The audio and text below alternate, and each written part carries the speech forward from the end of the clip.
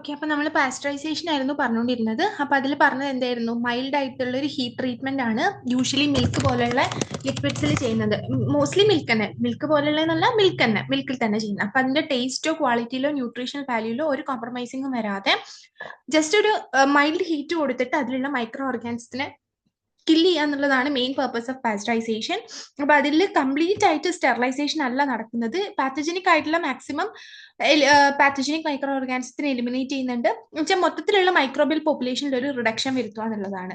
Okay, പിന്നെ പല heat resistant ആയിട്ടുള്ള ബാക്ടീരിയാസ് ഉണ്ട്. തെർമോഡ്യൂറിക് ബാക്ടീരിയാസ് എന്ന് പറയും. അവരെ നമുക്ക് പാസ്ചറൈസേഷൻ വെച്ചിട്ട് ഡിസ്ട്രോയ് ചെയ്യാൻ പറ്റില്ല. ബട്ട് ആ ഒരു മൈക്രോ ഓർഗാനിസം മിൽക്കിൽ ഉണ്ടെന്ന് വിചാരിച്ചിട്ട് അത് ഡിസീസ് കോസ് ചെയ്യുമോ അല്ലെങ്കിൽ മിൽക്ക് സ്പോയിൽ ആക്കുകയോ ഇല്ല. ഓക്കെ, ഇനി ഇതിൽ നമ്മൾ പറഞ്ഞു ഫോസ്ഫറ്റേസ് ടെസ്റ്റ് ആണ്. അത് നമ്മളിപ്പം നോക്കുകയാണ് വെദർ ഈ ഒരു മിൽക്ക് പാസ്ചറൈസ്ഡ് ആണോ അല്ലയോ എന്നുള്ളത് ചെക്ക് ചെയ്യാൻ വേണ്ടിയിട്ട് ഫോസ്ഫറ്റേസ് ടെസ്റ്റ് ആണ് ചെയ്യുക. പാസ്ചറൈസ്ഡ് ആയിട്ടുള്ള ഒരു മിൽക്കിൽ ഫോസ്ഫറ്റേസ് എൻസൈം ആബ്സെന്റ് ആയിരിക്കും. അപ്പോൾ ആ ഒരു ടെസ്റ്റ് ചെയ്യുമ്പോൾ നെഗറ്റീവ് ആയിരിക്കും നമുക്ക് കിട്ടുക. അഥവാ ടെസ്റ്റ് ചെയ്യുമ്പോൾ പോസിറ്റീവ് ആണെന്നുണ്ടെങ്കിൽ ഫോസ്ഫറ്റേസ് എൻസൈം ഇല്ല എന്നാണ് അതിനർത്ഥം. അതുകൊണ്ട് തന്നെ പാസ്ചറൈസേഷൻ നടന്നിട്ടില്ല എന്നുമാണ് അർത്ഥം. പിന്നെ നമ്മൾ എപ്പോഴും പാസ്ചറൈസേഷൻ ചെയ്യുമ്പോൾ മിൽക്കിനെ അതിന്റെ ബോയിലിംഗ് പോയിന്റിന്റെ ബിലോ ഉള്ള ടെമ്പറേച്ചറിലായിരിക്കും ഹീറ്റ് ചെയ്യുന്നുണ്ടാവാം. മെയിൻ ആയിട്ട് 3 രീതിക്കാണ് പാസ്ചറൈസേഷൻ ചെയ്യുന്നത്. ഒന്ന് ഹോൾഡർ മെത്തേഡ് ആണ്, രണ്ടാമത്തത് ഫ്ലാഷ് മെത്തേഡും അൾട്രാ ഹൈ ടെമ്പറേച്ചറും. ഹോൾഡർ മെത്തേഡ് എന്ന് പറഞ്ഞാൽ low temperature for longer time എന്ന് വെച്ചാൽ ടെമ്പറേച്ചർ എന്തായിരിക്കും കുറവായിരിക്കും, പക്ഷെ ഒരുപാട് ടൈം എടുത്തിട്ടായിരിക്കും ചെയ്യുന്നുണ്ടാവുക. ഇവിടെ നമ്മൾ കൊടുക്കുന്ന ടെമ്പറേച്ചർ 62.8 ഡിഗ്രി സെൽഷ്യസ് ആണ് 30 മിനിറ്റ്സിൽ. Okay, for 30 minutes 62.8 degree Celsius ആണ് കൊടുക്കുക. ഫ്ലാഷ് മെത്തേഡ് എന്ന് പറഞ്ഞാൽ ഹൈ ടെമ്പറേച്ചർ ഷോർട്ടർ ടൈം എന്ന് വെച്ചാൽ ടെമ്പറേച്ചർ നല്ല കൂടുതലായിരിക്കും, പക്ഷെ കുറച്ച് സമയത്തേക്കേ കൊടുക്കുന്നുണ്ടാവുള്ളൂ. 15 സെക്കൻഡ്സ് ആണ് നമ്മൾ എടുക്കുന്ന ടൈം. 71.6 ഡിഗ്രി സെൽഷ്യസ് ആണ് ടെമ്പറേച്ചർ. ഇതാണ് മോസ്റ്റ് കോമൺ ആയിട്ട് യൂസ് ചെയ്യുന്നത്. പിന്നെ നമ്മൾ അൾട്രാ ഹൈ ടെമ്പറേച്ചർ ട്രീറ്റ്മെന്റ് ചെയ്യും. അതിൽ 1 or 2 സെക്കൻഡ്സ് മാത്രമായിരിക്കും നമുക്ക് ടൈം വേണ്ടി വരിക. 141 എന്ന് വെച്ചാൽ അത്രയും ഹൈ ടെമ്പറേച്ചർ ആണ് കൊടുക്കുന്നത്. അപ്പൊ ഇത്രയും ടെമ്പറേച്ചറിൽ ആദ്യം ഈ പ്രോസസ്സ് ചെയ്തിട്ട് പിന്നീട് അതിന് പ്രോസസ്സ് എല്ലാം പാസ്ചറൈസേഷൻ കംപ്ലീറ്റ് ആയി കഴിഞ്ഞാൽ ടെമ്പറേച്ചർ കുറച്ചു കൊണ്ടുവരും, 74 ഡിഗ്രി സെൽഷ്യസിലേക്ക് തിരിച്ചു കൊണ്ടുവരും. ഓക്കെ, സോ 3 മെത്തേഡ്സ് ആണ്: holder method, flash method and ultra high temperature. Holder മെത്തേഡിൽ ടെമ്പറേച്ചർ കുറവായിരിക്കും, ടൈം കൂടുതലായിരിക്കും. ഫ്ലാഷ് മെത്തേഡിൽ ടെമ്പറേച്ചർ കൂടുതലായിരിക്കും, ടൈം കുറവായിരിക്കും. അൾട്രാ ഹൈ ടെമ്പറേച്ചറിൽ വളരെ ഹൈ ടെമ്പറേച്ചർ ആയിരിക്കും കൊടുക്കുന്നുണ്ടാവുക. പാസ്ചറേഷൻ കഴിഞ്ഞിട്ട് പിന്നെ നമ്മളത് കൂളാക്കി കൊണ്ടുവരും. ഈ ഒരു അൾട്രാ ഹൈ ടെമ്പറേച്ചർ ട്രീറ്റ്മെന്റിൽ യൂഷ്വലി നമ്മൾ ഇവിടെ ആ ഒരു സെറ്റപ്പിൽ പാസ്ചറൈസേഷൻ സെറ്റപ്പിലേക്ക് നമ്മൾ മിൽക്ക് എങ്ങനെ സപ്ലൈ ചെയ്യുന്നതെന്ന് വെച്ചാൽ ടൈനി ഡ്രോപ്ലെറ്റ്സ് ആയിരിക്കും. ഒരു ഹൈ ടെമ്പറേച്ചർ സ്റ്റീമിലേക്ക് നമ്മൾ ടൈനി ഡ്രോപ്ലെറ്റ്സ് ആയിട്ടായിരിക്കും കൊടുക്കുന്നുണ്ടാവുക. ആ സമയത്താണ് ഒരു 4 സെക്കൻഡിനുള്ളിൽ അവിടുത്തെ ടെമ്പറേച്ചർ 140ലേക്കൊക്കെ പോകും. അത് കഴിഞ്ഞ് പാസ്ചറൈസേഷൻ കംപ്ലീറ്റ് ആയി കഴിഞ്ഞാൽ നമ്മൾ വാക്വം ചേമ്പർ ഉപയോഗിച്ചിട്ടാണ് അതിനെ കൂൾ ചെയ്യുന്നത്. എന്നിട്ട് നല്ല എയർ ടൈറ്റ് കണ്ടെയ്നേഴ്സിൽ പാക്ക് ചെയ്ത് വെക്കുക. സോ ഇങ്ങനെ അൾട്രാ ഹൈ ടെമ്പറേച്ചറിൽ പാസ്ചറൈസ് ചെയ്ത മിൽക്കിലെ ഒരു വലിയൊരു അഡ്വാൻറ്റേജ് എന്ന് പറയുന്നത് റെഫ്രിജറേറ്റ് ചെയ്യാതെ തന്നെ നമ്മളിപ്പം നമുക്കറിയാം കുറച്ച് സമയം തന്നെ നമ്മൾ മിൽക്ക് എടുത്ത് റെഫ്രിജറേറ്ററിൽ നിന്ന് പുറത്തെടുത്ത് വെച്ച് കഴിഞ്ഞാൽ തന്നെ പെട്ടെന്ന് പാല് കേടായി പോകും. സോ ഈ ഒരു അൾട്രാ ഹൈ ടെമ്പറേച്ചർ ട്രീറ്റ്മെന്റ് കൊടുത്ത പാസ്ചറൈസ് ചെയ്ത മിൽക്കിൽ അങ്ങനെ ഒരു പ്രശ്നമില്ല. സെവറൽ മന്ത്സ് റെഫ്രിജറേഷൻ ഇല്ലാതെ അതിന് എന്ത് ചെയ്യാൻ പറ്റും, കേടാവാതിരിക്കാൻ വേണ്ടി പറ്റും. മോസ്റ്റ്ലി ഈ ഒരു അൾട്രാ ഹൈ ടെമ്പറേച്ചറിൽ ട്രീറ്റ് ചെയ്ത പാസ്ചറൈസ് ചെയ്ത മിൽക്കുകൾ യൂറോപ്പ് ആ റീജിയൻസിലാണ് യൂസ് ചെയ്യുക. അവിടെ റെഫ്രിജറേഷൻ ലിമിറ്റഡ് ആണ്. സോ ദാറ്റ് ആ ഏരിയാസിലായിരിക്കും ഇങ്ങനത്തെ മിൽക്കുകൾ മോസ്റ്റ്ലി നമുക്ക് കാണാൻ പറ്റും. ഓക്കെ, ഇനി ഇതിലെ ഇൻസ്ട്രുമെന്റേഷൻ സെറ്റപ്പ് എന്ന് പറയുന്നത് ഇവിടെ ഒരു ബാലൻസ് ടാങ്ക് ഉണ്ട്. ആ ബാലൻസ് ടാങ്കിലാണ് നമ്മൾ ഫസ്റ്റ് ആ ഒരു മിൽക്ക് നമുക്ക് പാസ്ചറൈസ് ചെയ്യേണ്ട മിൽക്ക് ഇതേപോലെ ഒരു ടാങ്ക് ആയിരിക്കും. ഇതിൽ നമ്മൾ ഫസ്റ്റ് എന്ത് ചെയ്യും, മിൽക്ക് ആഡ് ചെയ്യും. അതിനുശേഷം അവിടെ ഒരു പമ്പ് ഉണ്ട്. നമുക്ക് ഈ ഒരു ഇവിടെയുള്ള മിൽക്കിനെ നമുക്ക് ആ ഒരു സ്റ്റീമിൽ എടുത്തേക്ക് കൊടുക്കണം. നമുക്ക് ഹീറ്റ് ചെയ്യുന്ന അവിടെ സ്റ്റീമിംഗ് ഇൻസ്ട്രുമെന്റ് ഉണ്ടാവും. അതിലേക്ക് നമുക്ക് ഈ ഒരു മിൽക്കിനെ എത്തിക്കാൻ വേണ്ടി ഒരു പമ്പാണ്, ആക്ച്വലി ഒരു സെൻട്രിഫ്യൂഗൽ പമ്പാണ്. ആ ഒരു പമ്പാണ് ബാലൻസ് ടാങ്കിൽ നിന്ന് മിൽക്കിനെ സ്റ്റീം ഉള്ള സ്ഥലത്തേക്ക് ഹീറ്റ് ചെയ്യുന്ന ആ ഒരു റീജിയനിലേക്ക് കൊണ്ടുപോകാം. നമുക്ക് ഹീറ്റ് ചെയ്യാൻ വേണ്ടിയിട്ട് അവിടെ പ്ലേറ്റ് ഹീറ്റ് എക്സ്ചേഞ്ചർ ഉണ്ട്. ഇതിൽ ഈ ഒരു ബാലൻസ് ടാങ്കിൽ വെച്ച മിൽക്കിന് ഈ പമ്പ്, സെൻട്രിഫ്യൂഗൽ പമ്പ് എന്ത് ചെയ്യും, പുഷ് ചെയ്തിട്ട് ഈ ഒരു പ്ലേറ്റ് ഹീറ്റ് എക്സ്ചേഞ്ചറിലേക്ക് കൊടുക്കും. അപ്പൊ അവിടെ എന്ന് പറഞ്ഞു കഴിഞ്ഞാൽ ഒരു സ്റ്റീം ആണ് അവിടെ ഉള്ളത്, അല്ലെങ്കിൽ ഹോട്ട് വാട്ടർ ആയിരിക്കും, അല്ലെങ്കിൽ സ്റ്റീം ആയിരിക്കും അവിടെ ഉണ്ടാവുക. അപ്പൊ ഈ ഫോഴ്സ് ചെയ്ത് സ്റ്റീമിലെത്തി കഴിയുമ്പോൾ അതിലുള്ള എന്താണ് മൈക്രോ ഓർഗാനിസം ഒക്കെ കില്ലാകും. ഇനി ആ സ്റ്റീമിൽ എത്തിക്കഴിഞ്ഞാൽ പിന്നെ അത് നേരെ എത്തുന്നത് ഹോൾഡർ ട്യൂബിലേക്കാണ്. ഹോൾഡർ ട്യൂബിൽ എത്തുമ്പോഴേക്ക് തന്നെ കറക്റ്റ് ആയിട്ട് അവര് എന്ത് ആയിട്ടുണ്ടാവും, ഇവിടെ ഇതേപോലൊരു വലിയൊരു ഇൻസ്ട്രുമെന്റ് ഉണ്ട്. ഇവിടെ നമുക്ക് എന്തുണ്ട്, ഫസ്റ്റ് തന്നെ ബാലൻസ് ടാങ്ക് ഉണ്ട്. ആ ബാലൻസ് ടാങ്കിന്ന് ഒരു പമ്പ് വഴി എന്ന് വെച്ചാൽ സെൻട്രിഫ്യൂഗൽ പമ്പിന്റെ ഹെൽപ്പോട് കൂടിയിട്ടാണ് ഇവിടെ നിന്നുള്ള മിൽക്കിനെ പുഷ് ചെയ്ത് നമ്മൾ സ്റ്റീം ചെയ്യുന്ന റീജിയനിലേക്ക് എത്തുന്നത്. അവിടെ ഒരു പ്ലേറ്റ് എക്സ്ചേഞ്ചർ ആണ് അവിടെ ഉണ്ടാവുക, അവിടെ സ്റ്റീമിംഗ് ഉണ്ടാവും. സോ ഇതിലൂടെ പാസ് ചെയ്യുന്ന സമയത്ത് എന്ത് ചെയ്യും, മിൽക്ക് പാസ്ചറൈസ്ഡ് ആവും. ഇനി ഈ പാസ്ചറൈസ്ഡ് ആയിട്ടുള്ള മിൽക്ക് കളക്ട് ചെയ്യുന്ന ട്യൂബിനെയാണ് നമ്മൾ ഹോൾഡിംഗ് ട്യൂബ് എന്ന് പറയുന്നത്. ഓക്കെ, അപ്പൊ റിക്വയർഡ് ടെമ്പറേച്ചറിൽ നിൽക്കുന്ന രീതിക്ക് അതിന്റെ ഒരു ലെങ്ത് എല്ലാം നമ്മൾ സെറ്റാക്കി വെച്ചിട്ടാണ് അതിലേക്ക് പാസ് ചെയ്യിപ്പിക്കുക. പിന്നെ അതിനുശേഷം അവിടെ ഒരു ടെമ്പറേച്ചർ സെൻസറും കൺട്രോളറും ഉണ്ട്. അവിടെ ഒരു ടെമ്പറേച്ചർ സെൻസർ എന്ന് പറയുമ്പോൾ അതൊരു തെർമോമീറ്റർ ആണ്. അവർ കണ്ടിന്യൂസ്ലി അവിടുത്തെ ടെമ്പറേച്ചർ ചെക്ക് ചെയ്തുകൊണ്ടിരിക്കും. അപ്പോൾ റിക്വയർഡ് ആയിട്ടുള്ള ടെമ്പറേച്ചറിൽ എത്തിയിട്ടില്ലെങ്കിൽ സിസ്റ്റം എന്താണ്, മുന്നോട്ടേക്ക് ഈ മിൽക്കിനെ മുന്നോട്ടേക്ക് കൊടുക്കില്ല. Okay, so correct temperature set ചെയ്താൽ മാത്രമേ അവർക്ക് അതാക്കാൻ പറ്റുള്ളൂ. പിന്നെ കാണാൻ പറ്റുന്നത് ഒരു ഫ്ലോ ഡൈവേർഷൻ വാൾവ് ആണ്. ഈ വാൾവ് ആക്ച്വലി സേഫ്റ്റി എൻഷുർമെന്റിനാണ് നമ്മൾ യൂസ് ചെയ്യുന്നത്. മിൽക്കിന്റെ ടെമ്പറേച്ചർ നമുക്ക് വേണ്ട ടെമ്പറേച്ചറിനേക്കാളും കുറവാണെന്നുണ്ടെങ്കിൽ ഈ മിൽക്കിനെ ഇങ്ങോട്ടേക്ക് സ്റ്റീമിലേക്ക് പുഷ് ചെയ്യുന്നതിന് വേണ്ടി തിരിച്ച് അത് സ്റ്റാർട്ടിങ്ങിൽ ഉണ്ടായ ബാലൻസ് ടാങ്കിലേക്ക് തിരിച്ചു വിടും. അതാണ് ഫ്ലോ ഡൈവേർഷൻ വാൾവ് എന്ന് പറയുന്നത്. പിന്നെ ഒരു കൂളിംഗ് സെക്ഷൻ ഉണ്ട്. കൂളിംഗ് സെക്ഷൻ എന്ന് പറഞ്ഞു കഴിഞ്ഞാൽ ഒരു പ്രോപ്പർ ഹീറ്റിംഗ് കഴിഞ്ഞ് മിൽക്ക് കറക്റ്റ് ആയിട്ട് പാസ്ചറൈസ് ആയി കഴിഞ്ഞാൽ ആ മിൽക്കിനെ ഒരു കൂളിംഗ് സെക്ഷനിലേക്കാണ് പാസ് ചെയ്യിപ്പിക്കുന്നുണ്ടാവുക. അവിടെ അതിനെ കൂൾ ചെയ്യാണ്. കോൾഡ് വാട്ടർ ഉപയോഗിച്ചിട്ട് ഒരു 4 ഡിഗ്രി സെൽഷ്യസിലൊക്കെ വരുന്ന കോൾഡ് വാട്ടർ ഉപയോഗിച്ചിട്ട് ഇതിനെ കൂൾ ചെയ്യും. കാരണം നമ്മൾ പാസ്ചറൈസ് ചെയ്ത സമയത്ത് നല്ല ടെമ്പറേച്ചറാണ് കൊടുത്തത്. അപ്പം ഇനി അതിനെ കൂൾ ചെയ്യിപ്പിക്കുന്ന പ്രോസസ്സാണ്. അത് കഴിഞ്ഞിട്ട് സ്റ്റോറേജ് ടാങ്കിൽ ഫൈനലി കംപ്ലീറ്റ് പാസ്ചറൈസേഷൻ കഴിഞ്ഞ കൂളായ മിൽക്ക് നമ്മൾ എന്ത് ചെയ്യും, സ്റ്റോറേജ് ടാങ്കിൽ പാസ് ചെയ്യിപ്പിക്കും. ആ സ്റ്റോറേജ് ടാങ്കിൽ നിന്ന് നേരെ അത് പാക്കിങ്ങിലേക്ക് ആയിരിക്കും പോകുന്നുണ്ടാവുക. സോ ഇങ്ങനെയാണ് മിൽക്കിന്റെ പാസ്ചറൈസേഷൻ ചെയ്യുന്നത്. ഓക്കെ, അപ്പോൾ എന്താണ് പാസ്ചറൈസേഷൻ എന്ന് പറഞ്ഞാൽ, പാസ്ചറൈസേഷൻ എന്ന് പറഞ്ഞ ഒരു മൈൽഡ് ട്രീറ്റ്മെന്റ് ആണ്. മിൽക്കിന്റെ ന്യൂട്രീഷണൽ വാല്യൂ അല്ലെങ്കിൽ ക്വാളിറ്റിയോ ടേസ്റ്റിലോ ഒരു കോംപ്രമൈസേഷനും വരാതെ അതിലുള്ള മൈക്രോ ഓർഗാനിസത്തിനെ കില്ല് ചെയ്യുക എന്നുള്ളതാണ്. മെയിൻ ആയിട്ട് പാത്തോജനിക് മൈക്രോ ഓർഗാനിസത്തിനെയാണ് അത് എലിമിനേറ്റ് ചെയ്യുന്നുണ്ടാവുക. മൈക്രോബിയൽ പോപ്പുലേഷൻ ടോട്ടലി ഉള്ള മൈക്രോബിയൽ എമൗണ്ട് ഒന്ന് കുറയ്ക്കുന്നു എന്നുള്ളതാണ് ചെയ്യുന്നത്. പക്ഷേ ഹീറ്റ് റെസിസ്റ്റന്റ് ആയിട്ടുള്ള ബാക്ടീരിയാസിനൊന്നും പാസ്ചറൈസേഷൻ ചെയ്താലും അവർ ഡിസ്ട്രോയിഡ് ആവില്ല. പക്ഷെ അവർ ആ മിൽക്കിൽ ഉള്ളതുകൊണ്ട് കുഴപ്പമില്ല. കാരണം നമുക്ക് ഡിസീസ് വരുത്തോ അല്ലെങ്കിൽ മിൽക്ക് സ്പോയിൽ ആവും, അങ്ങനത്തെ കേസൊന്നും അവരെ കൊണ്ടില്ല. പിന്നെ ഒരു മിൽക്ക് പാസ്ചറൈസ്ഡ് ആണോ അല്ലയോ എന്നുള്ളത് ചെക്ക് ചെയ്യാൻ ഉപയോഗിക്കുന്നതാണ് ഫോസ്ഫറ്റേസ് ടെസ്റ്റ്. അപ്പൊ ഈ ഒരു ഫോസ്ഫറ്റേസ് ടെസ്റ്റ് പോസിറ്റീവ് ആണെങ്കിൽ നമുക്ക് മനസ്സിലാക്കാം മിൽക്ക് എന്താണ്, ഫോസ്ഫറ്റേസ് എൻസൈം ഇല്ല എന്നുണ്ടെങ്കിൽ ഫോസ്ഫറ്റേസ് ടെസ്റ്റ് പോസിറ്റീവ് ആണെന്ന് വിചാരിക്കാം. മീൻസ് ഫോസ്ഫറ്റേസ് ടെസ്റ്റ് നടത്തിയിട്ട് ഫോസ്ഫറ്റേസ് എൻസൈം ഇല്ല എന്നാണ് നമുക്ക് കിട്ടുന്നതെങ്കിൽ അത് പോസിറ്റീവ് ടെസ്റ്റ് ആണ്. എന്ന് വെച്ചാൽ പാസ്ചറൈസ്ഡ് ആയി എന്നാണ് അർത്ഥം. ചിലപ്പോൾ ഞാൻ പറഞ്ഞതിൽ എവിടെയെങ്കിലും മാറിപ്പോയിട്ടുണ്ടോ, നിങ്ങൾ കറക്റ്റ് ആയിട്ട് നോട്ട് ചെയ്യാം. ഫോസ്ഫറ്റേസ് ടെസ്റ്റ് ചെയ്യുമ്പോൾ ഫോസ്ഫറ്റേസ് എൻസൈമിന്റെ ആബ്സെൻസ് ആണ് കാണിക്കുന്നതെങ്കിൽ അത് പോസിറ്റീവ് ടെസ്റ്റ് ആണ്. അത് നമുക്ക് പാസ്ചറൈസ് ആയി എന്നുള്ളതാണ് കാണിക്കുന്നത്. വൈറസ് ഫോസ്ഫറ്റേസ് ടെസ്റ്റ് ചെയ്യുമ്പോൾ ഫോസ്ഫറ്റേസ് എൻസൈം പ്രസൻസ് ഉണ്ട് എന്ന് കാണിക്കുകയാണെന്നുണ്ടെങ്കിൽ അതിനർത്ഥം മിൽക്ക് പാസ്ചറൈസ്ഡ് അല്ല എന്നുള്ളതാണ്. ഓക്കെ, പിന്നെ നമ്മൾ പാസ്ചറൈസേഷൻ ചെയ്യുന്ന സമയത്ത് മൈൽഡ് ഹീറ്റാ കൊടുക്കുന്നതെന്ന് പറഞ്ഞു. അത് നമ്മൾ ബോയിലിംഗ് പോയിന്റ്, മിൽക്കിന്റെ ബോയിലിംഗ് പോയിന്റിന് ബിലോ ഉള്ള ടെമ്പറേച്ചർ ആയിരിക്കും കൊടുക്കുക. 3 മെത്തേഡ്സിലാണ് ചെയ്യുന്നത്, ഹോൾഡർ മെത്തേഡും ഫ്ലാഷ് മെത്തേഡും അൾട്രാ ഹൈ ടെമ്പറേച്ചറും.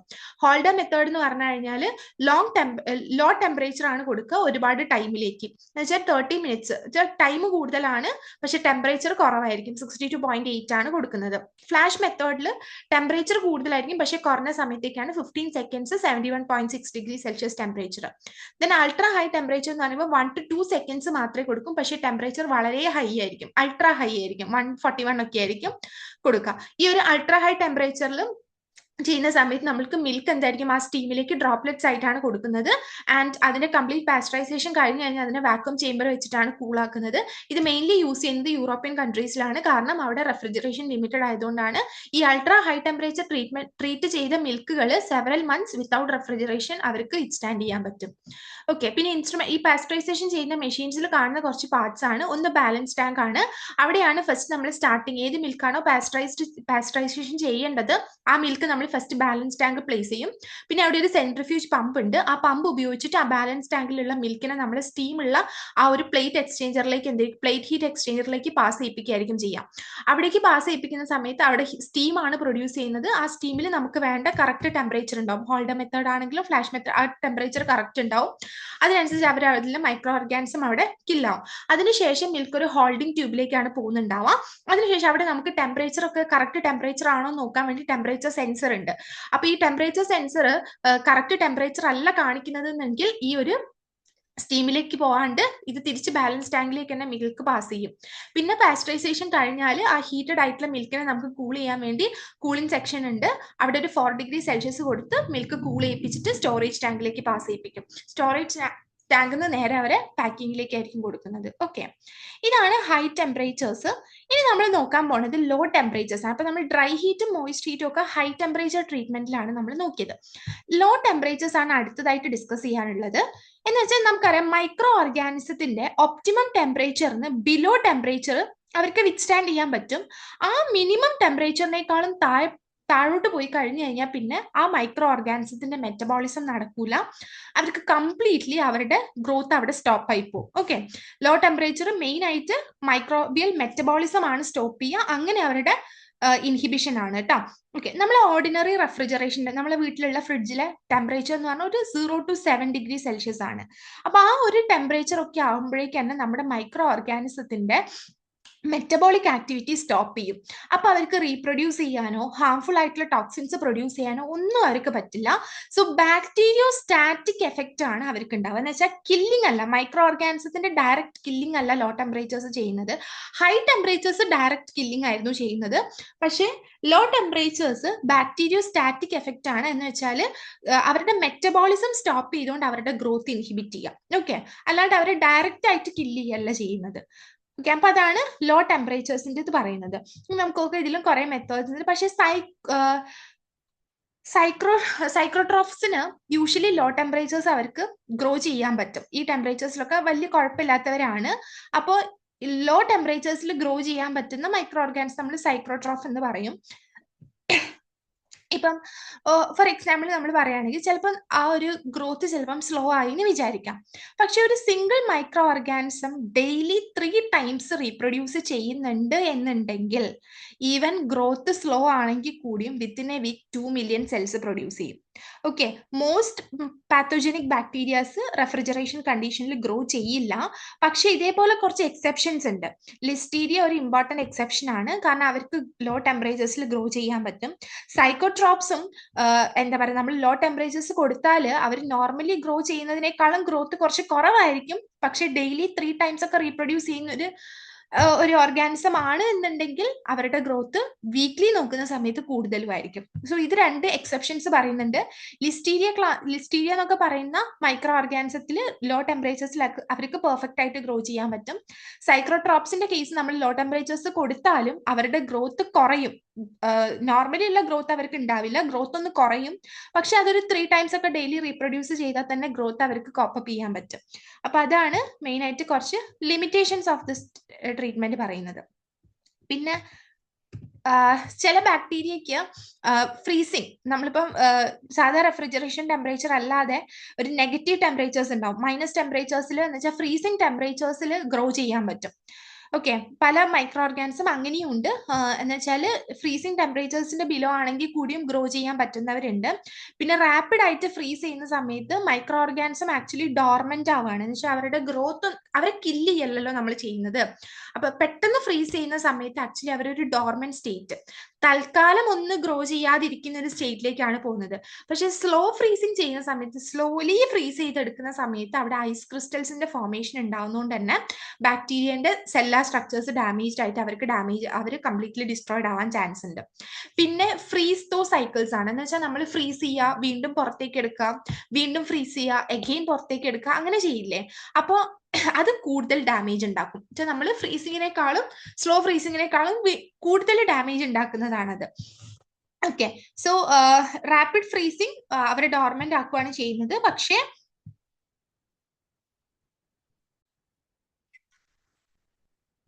അപ്പം ഇതാണ് കുറച്ച് എക്സെപ്ഷണൽ കേസസും കുറച്ച് ജനറൽ ആയിട്ടുള്ള ഈ ലോ ടെമ്പറേച്ചേഴ്സിന്റെ കാര്യങ്ങൾ. അപ്പൊ ലോ ടെമ്പറേച്ചർ ട്രീറ്റ്മെന്റ് എന്ന് പറയുന്ന സമയത്ത് എന്താണ്, ബാക്ടീരിയക്ക് ഗ്രോ ചെയ്യാൻ ആവശ്യമായിട്ടുള്ള ഒപ്റ്റിമം ടെമ്പറേച്ചറിനേക്കാളും മിനിമം ടെമ്പറേച്ചർ അവർക്ക് താങ്ങാൻ പറ്റും. പക്ഷെ ആ മിനിമത്തിനും താഴെ കൊടുക്കുന്ന ടെമ്പറേച്ചർ കൊടുത്തു കഴിഞ്ഞാൽ മൈക്രോ ഓർഗാനിസത്തിന്റെ മെറ്റബോളിസം കംപ്ലീറ്റ്ലി സ്റ്റോപ്പ് ആയിട്ട് അവരുടെ ഗ്രോത്ത് ആയിരിക്കും ഇൻഹിബിറ്റ് ചെയ്യുക, ഡയറക്റ്റ് കില്ലിംഗ് അല്ല നടക്കുന്നത്. സോ ലോ ടെമ്പറേച്ചർ ട്രീറ്റ്മെന്റ് എന്ന് പറയുന്നത് ബാക്ടീരിയോ സ്റ്റാറ്റിക് എഫക്റ്റ് ആയിരിക്കും. പിന്നെ അതിന് കുറച്ച് എക്സെപ്ഷൻസ് ആണ് സൈക്കോട്രോപ്സ് ലോ ടെമ്പറേച്ചേഴ്സ് കൊടുത്തു കഴിഞ്ഞാലും അവരുടെ ഗ്രോത്ത് പ്രോപ്പർ ആയിട്ട് നടക്കില്ല. ഗ്രോത്തിൽ ഒരു സ്ലോ ഡൗൺ മാത്രമായിരിക്കും ഉണ്ടാവുക. പിന്നെ ലിസ്റ്റീരിയയ്ക്ക് ലോ ടെമ്പറേച്ചേഴ്സ് നന്നായിട്ട് താങ്ങാനും പറ്റുന്നതാണ്. പിന്നെ ചില മൈക്രോ ഓർഗാനിസം, ചില ബാക്ടീരിയാസ് നമ്മൾ കൊടുക്കുകയാണെങ്കിൽ അവർക്ക് ഫ്രീസിങ് ടെമ്പറേച്ചേഴ്സിനേക്കാളും താഴെ വന്നാൽ വരെ എന്താ പറയുക, അത് അവർക്ക് വിത്ത്സ്റ്റാൻഡ് ചെയ്യാൻ പറ്റുന്നവരുണ്ട്. പിന്നെ 2 ടൈപ്സിൽ നമ്മളിപ്പോൾ റാപ്പിഡ് ആയിട്ട് പെട്ടെന്ന് ഫ്രീസിങ് ചെയ്യുന്ന സമയത്ത് ആക്ച്വലി അത് മൈക്രോ ഓർഗാനിസത്തിനെ കില്ല് ചെയ്യല്ല ചെയ്യുന്നത്, അവർ കുറച്ച് സമയത്തേക്ക് അവരൊന്ന് സ്റ്റോപ്പായി നിൽക്കുക, അത് മാത്രമേ അവിടെ നടക്കുള്ളൂ. പക്ഷേ സ്ലോ ഫ്രീസിങ് ചെയ്യുകയാണെന്നുണ്ടെങ്കിൽ ഐസ് ക്രിസ്റ്റൽ ഫോർമേഷൻ കാരണം cellular structures of bacteria destroyed ആവും, ബാക്ടീരിയക്ക് ഡാമേജസ് ഉണ്ടാവും. പിന്നെ ഫ്രീസ് ദോ സൈക്കിളാണ് കുറച്ചും കൂടി എഫിഷ്യന്റ് ആയിട്ടുള്ളത്. നമ്മൾ ഫ്രീസ് ചെയ്യുക, പിന്നെയും എന്താ പറയാ പുറത്തേക്ക് എടുക്കുക, വീണ്ടും ഫ്രീസ്, അത് ചെയ്യുന്ന സമയത്ത് ബാക്കി ഫ്രീസിങ് മെത്തേഡിനെക്കാളും പെട്ടെന്ന് മൈക്രോബിയൽ ഡാമേജ് ഉണ്ടാക്കും. ഓക്കെ, അപ്പൊ നമുക്ക് നോക്കാം എന്തൊക്കെയാണ് ലോ ടെമ്പറേച്ചർ ട്രീറ്റ്മെന്റ് എന്ന് പറയുന്നത്. ആദ്യത്തേത് റെഫ്രിജറേഷൻ ആണ്. റെഫ്രിജറേഷൻ എന്ന് പറഞ്ഞാൽ നമ്മുടെ നോർമൽ റെഫ്രിജറേറ്റർ ടെമ്പറേച്ചർ എന്ന് പറയുന്നത് 0 to 7 ഡിഗ്രി സെൽഷ്യസ് ആണ്. ഇതാണ് നമ്മുടെ റെഫ്രിജറേറ്റർ, നമ്മളെ വീട്ടിലുള്ള ഫ്രിഡ്ജിലെ ടെമ്പറേച്ചർ എന്ന് പറയുന്നത് 0 to 7 ഡിഗ്രി സെൽഷ്യസ് ആണ്.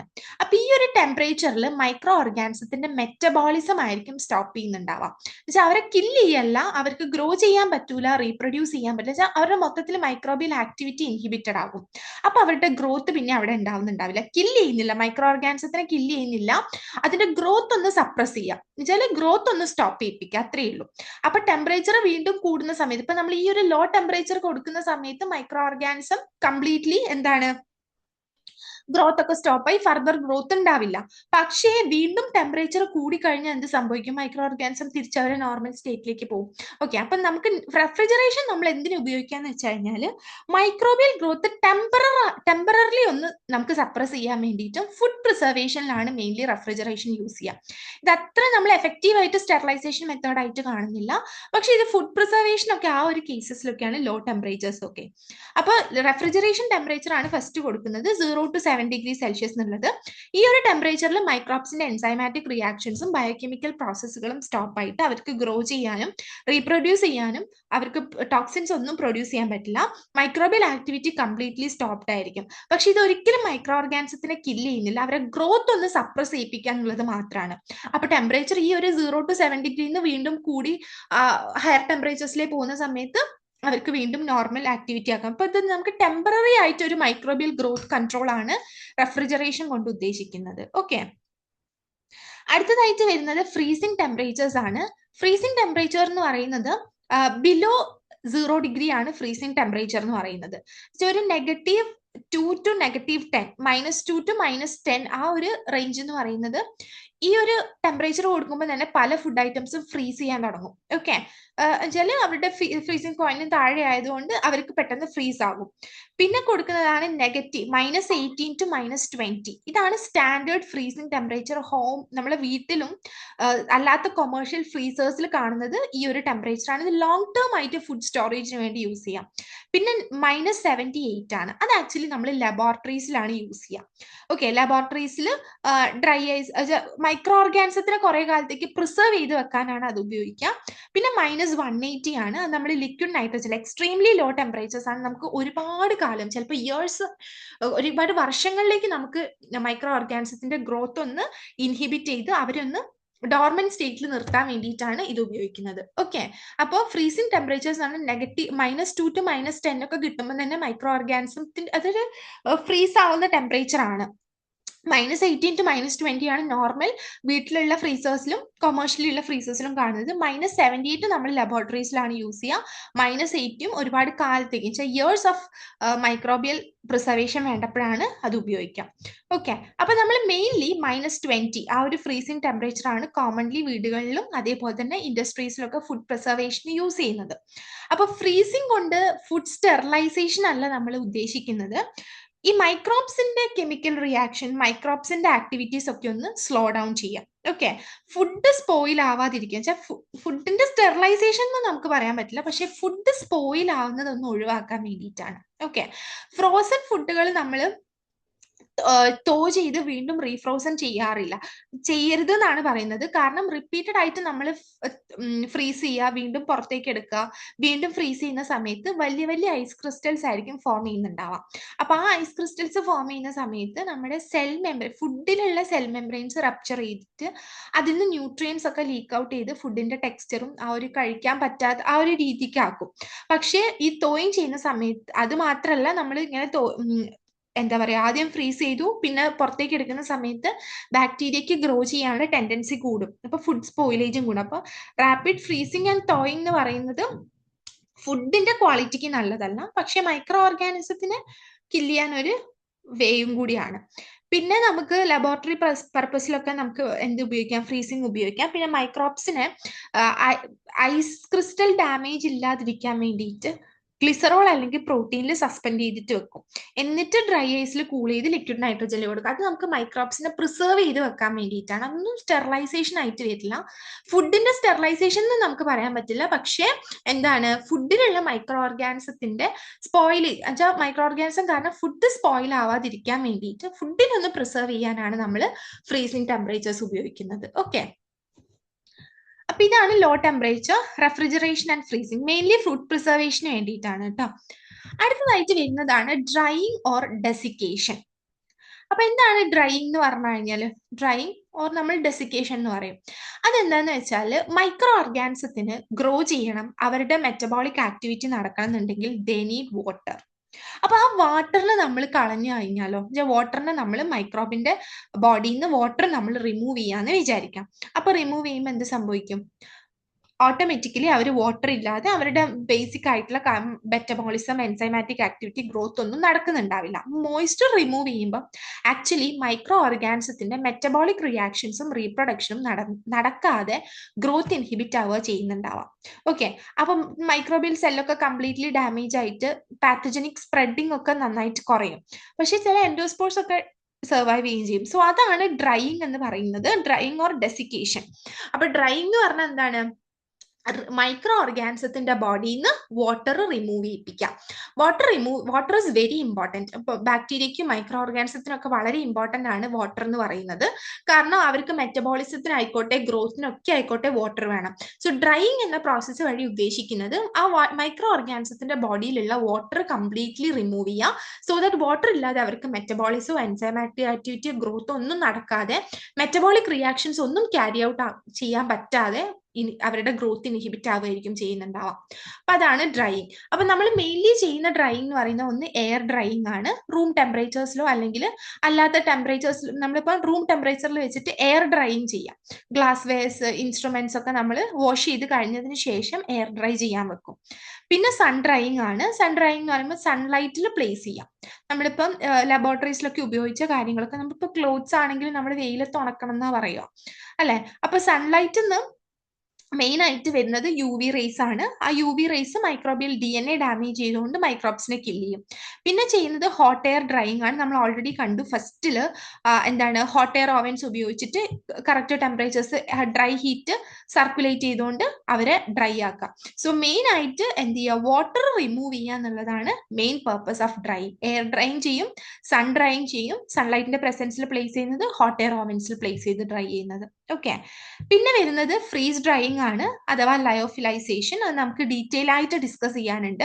അതെന്ന് പറഞ്ഞാൽ നമ്മൾ ഫസ്റ്റ് മെറ്റീരിയലിനെ കറക്റ്റ് ആയിട്ട് ഫ്രീസ് ചെയ്യിപ്പിക്കും, എന്ന് വെച്ചാൽ ലോ ടെമ്പറേച്ചേഴ്സ് കൊടുത്ത് ഫ്രീസ് ചെയ്യിപ്പിക്കും.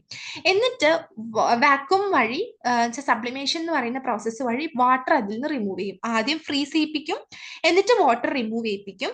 അങ്ങനെ ചെയ്യുന്നത് വഴി എന്താ പറയാ, ഇവരിലുള്ള വാട്ടർ റിമൂവ് ചെയ്യിപ്പിക്കും, അങ്ങനെ ചെയ്യാം. ദെൻ വാക്വം ഡ്രൈയിങ് ആണ്. വാക്വം ഡ്രൈയിങ് എന്ന് പറഞ്ഞാൽ എന്താണ്, നമ്മൾ നല്ല എന്താണ് മോയ്സ്ചർ ലോ ടെമ്പറേച്ചേഴ്സിൽ ഇവാപറേറ്റ് ചെയ്ത് കളയുന്ന ഒരു പ്രോസസ്സാണ് വാക്വം ഡ്രൈയിങ് കൊണ്ട് ഉദ്ദേശിക്കുന്നത്. ഹീറ്റ് സെൻസിറ്റീവ് മെറ്റീരിയൽസിനാണ് നമ്മൾ അത് ഉപയോഗിക്കുക. പിന്നെ ഇതാണ് ഡെസിക്കേറ്റർ ഡ്രൈയിങ്. ഇതാണ് ഡെസിക്കേറ്റർ. ആ ഒരു ഡ്രൈയിങ് നമ്മൾ ചെയ്യും. ഇതിൽ ഡ്രൈയിങ് ഏജൻസ് ഉണ്ടാവും. നമുക്കറിയാം സിലിക്ക ജെല്ല്. അത് സിലിക്ക ജെല്ലിനൊക്കെ വലിയൊരു കപ്പാസിറ്റി എന്ന് പറഞ്ഞാൽ മോയ്സ്ചറിനെ വിഡ്രോ ചെയ്യുക എന്നുള്ളതാണ്. ഒരു സബ്സ്റ്റൻസിനകത്തുനിന്ന് മോയ്സ്ചറിനെ വലിച്ചെടുക്കുന്ന പ്രോപ്പർട്ടിയാണ് സിലിക്ക ജെൽ. അപ്പൊ ഡെസിക്കേറ്ററിൽ ഇതേപോലത്തെ ഡ്രൈയിങ് ഏജൻസ് വെച്ചിട്ടും നമ്മൾ ഡ്രൈ ചെയ്യിപ്പിക്കും. സോ ഇങ്ങനെ മെറ്റീരിയൽസിനെ ഡ്രൈ ചെയ്യിപ്പിക്കുന്നത് വഴി അതിലെ മൈക്രോ ഓർഗാനിസത്തിന്റെ ബോഡിയിലുള്ള വാട്ടർ ഒക്കെ റിമൂവ് ചെയ്യിപ്പിക്കുകയാണ്. ഇതാണ് കുറച്ച് കോമൺ മെത്തേഡ്സ്. അതിൽ ഇമ്പോർട്ടന്റ് ആയിട്ട് നമുക്ക് ഡിസ്കസ് ചെയ്യാനുള്ളത് ലയോഫിലൈസേഷൻ ആണ്. ഓക്കെ, അപ്പൊ ഡ്രൈയിങ് ചെയ്യുന്നത് കൊണ്ടുള്ള കാര്യം എന്ന് വെച്ച് കഴിഞ്ഞാൽ ഫുഡിനെയാണ് മെയിൻ ആയിട്ട് പ്രിസർവ് ചെയ്യുന്നത്. ലൈക്ക് പീസ്, ബീൻസ്, റെസിൻസ്, അങ്ങനത്തെ ഫ്രൂട്ട്സിനൊക്കെ ഇതാക്കുകയാണ്. അതേപോലെ തന്നെ ഈ ബേക്കിംഗ് ഈസ്റ്റ് അതും നമ്മൾ പ്രിസർവ് ചെയ്യുന്ന ഡ്രൈയിങ് വഴിയാണ്. പിന്നെ ഡ്രൈ ഫുഡിലുള്ള എൻഡോസ്പോറുകൾ ചിലപ്പം അവിടെ റെസിസ്റ്റന്റ് ആയിട്ട് നിൽക്കും നമ്മൾ ഡ്രൈ ചെയ്യിപ്പിച്ചാലും. പക്ഷേ അതൊരിക്കലും ടോക്സിൻസ് ഒന്നും പ്രൊഡ്യൂസ് ചെയ്യില്ല. പിന്നെ ചില ഫുഡ് ഐറ്റംസ് ഉണ്ട്, നമുക്ക് dried pepperoni sausage, then smoked fish, അതിലൊക്കെ എന്തായിരിക്കും, ഈവൻ ഡ്രൈയിങ് ചെയ്താലും സ്റ്റിൽ മോയ്സ്ചർ കണ്ടന്റ് ഉണ്ടാകും. സ്മോക്ഡ് ഫിഷിൽ ഇൻഫെക്ഷൻ റിസ്ക് ഉണ്ടാവാനും ചാൻസ് ഉണ്ട് പ്ലാസ്റ്റിക് ബാഗിൽ സീൽ ചെയ്യുകയാണെന്നുണ്ടെങ്കിൽ. കാരണം എന്താണ്, അനേറോബിക് ആയിട്ടുള്ള ക്ലോസ്ട്രിഡിയം ബോട്ട്ലിനിയം ബാക്ടീരിയക്ക് അവിടെ ഗ്രോത്ത് ഉള്ളതുകൊണ്ട്. പിന്നെ ഇൻഫെക്ഷ്യസ് ഏജൻസ് ഇങ്ങനെ സ്പ്രെഡ് ചെയ്യുന്നത് നമുക്ക് ഒഴിവാക്കാന്നുള്ളതാണ്. പിന്നെ അതേപോലെ തന്നെ ട്രിപ്പോണിമ പാലിഡം വളരെ സെൻസിറ്റീവ്, പെട്ടെന്ന് തന്നെ ഡ്രൈയിങ് ചെയ്യുമ്പോൾ അവർ പെട്ടെന്ന് ഡ്രൈ ആവും. ഓക്കെ, ഡ്രൈ സർഫസിൽ പെട്ടെന്ന്. അങ്ങനെ കുറെ എന്താണ് അഡ്വാൻറ്റേജും ഉണ്ട് ഡിസഡ്വാൻറ്റേജും ഉണ്ട്. അഡ്വാൻറ്റേജ് എന്ന് പറഞ്ഞാൽ മെയിൻ ആയിട്ട് ഫുഡ് പ്രിസർവേഷന് വേണ്ടിയിട്ടാണ് bakers yeast, peas, beans, rice അങ്ങനത്തെ ഫ്രൂട്ട്സും വെജിറ്റബിൾസും ഡ്രൈ ചെയ്ത് കഴിഞ്ഞാൽ അതിനെ മാക്സിമം അതിലുള്ള മൈക്രോ ഓർഗാനിസത്തിനെ നമുക്കൊന്ന് ഇൻഹിബിറ്റ് ആക്കാൻ പറ്റും. പിന്നെ ഈ പറഞ്ഞ സ്മോക്ഡ് ഫിഷിലൊക്കെ റിസ്ക് വരാനും ചാൻസ് ഉണ്ട് നമ്മൾ ഡ്രൈയിങ് ചെയ്യുന്ന സമയത്ത്. പിന്നെ ചില ബാക്ടീരിയാസ് വളരെ സെൻസിറ്റീവ് ആണ്, അവർ പെട്ടെന്ന് ഡ്രൈയിങ് ചെയ്താൽ അവർ ഇൻഹിബിറ്റ് ആവുകയും ചെയ്യും, ഡൈ ചെയ്യുകയും ചെയ്യും. അതിനൊരു എക്സാമ്പിൾ ആണ് ട്രിപ്പോണിമ പാലിഡം. ഓക്കെ,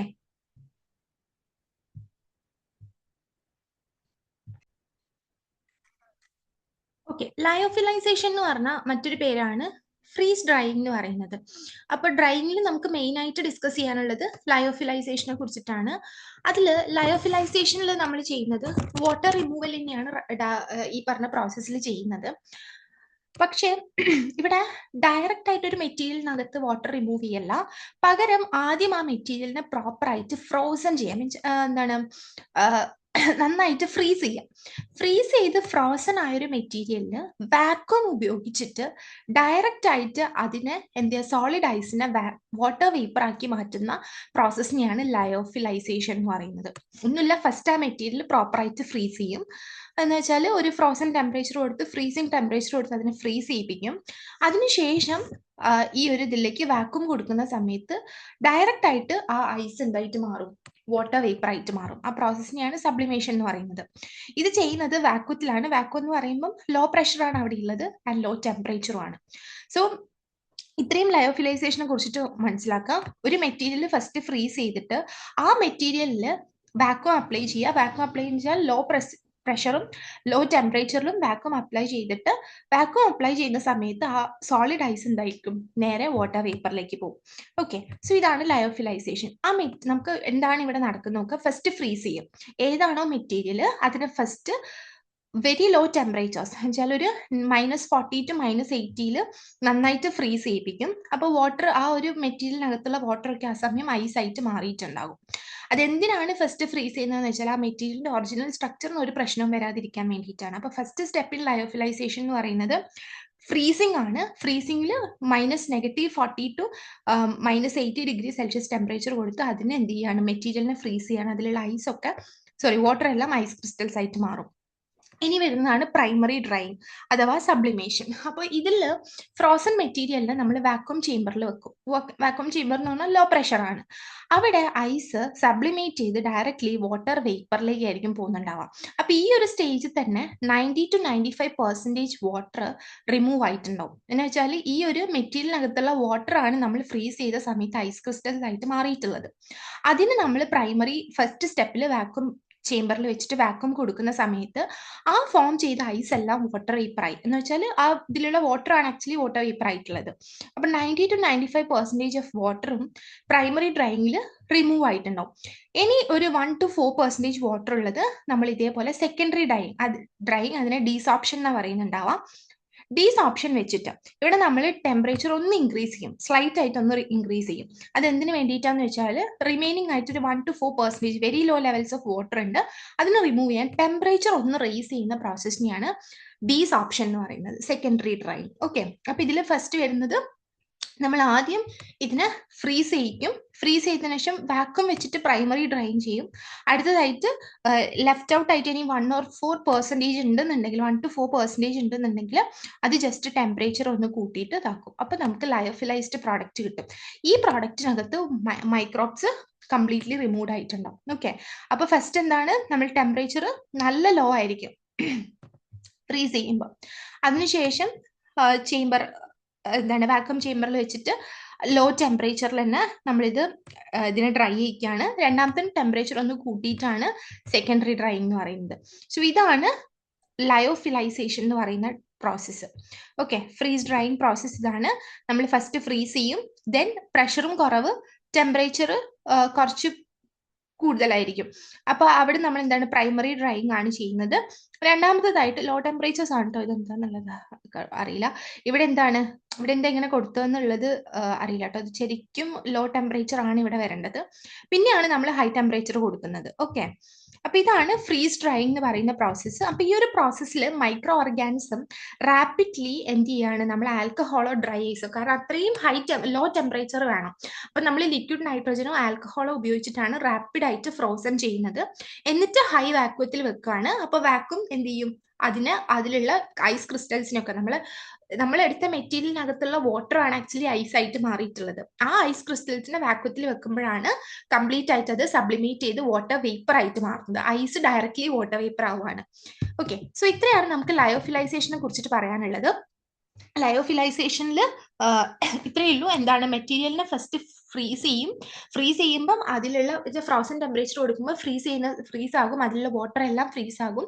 അതിനുശേഷം വാക്വം ഉപയോഗിച്ചിട്ട് എന്ത് ചെയ്യാണ്, അതിനെ അതിലുള്ള ആ ഫ്രോസൺ ആയിട്ടുള്ള ഐസ് ക്രിസ്റ്റൽസിനെ കംപ്ലീറ്റ്ലി വാട്ടർ വേപ്പർ ആയിട്ട് കൺവേർട്ട് ചെയ്യാണ്. Okay, freezing, primary drying and secondary drying ആണ് ഇതിൽ വരുന്ന 3 സ്റ്റെപ്സ്. Okay, അടുത്തതായിട്ടുള്ളതാണ് radiation. മറ്റൊരു രീതിക്ക് നമുക്ക് സ്റ്റെറിലൈസ് ചെയ്യാൻ പറ്റുന്നത് റേഡിയേഷൻ ഉപയോഗിച്ചിട്ടാണ്. അപ്പോൾ വെറൈറ്റി ഫോംസിൽ എനർജി ട്രാൻസ്മിറ്റ് ചെയ്യുന്നതിനെയാണ് നമ്മൾ റേഡിയേഷൻ എന്ന് പറയുന്നത്.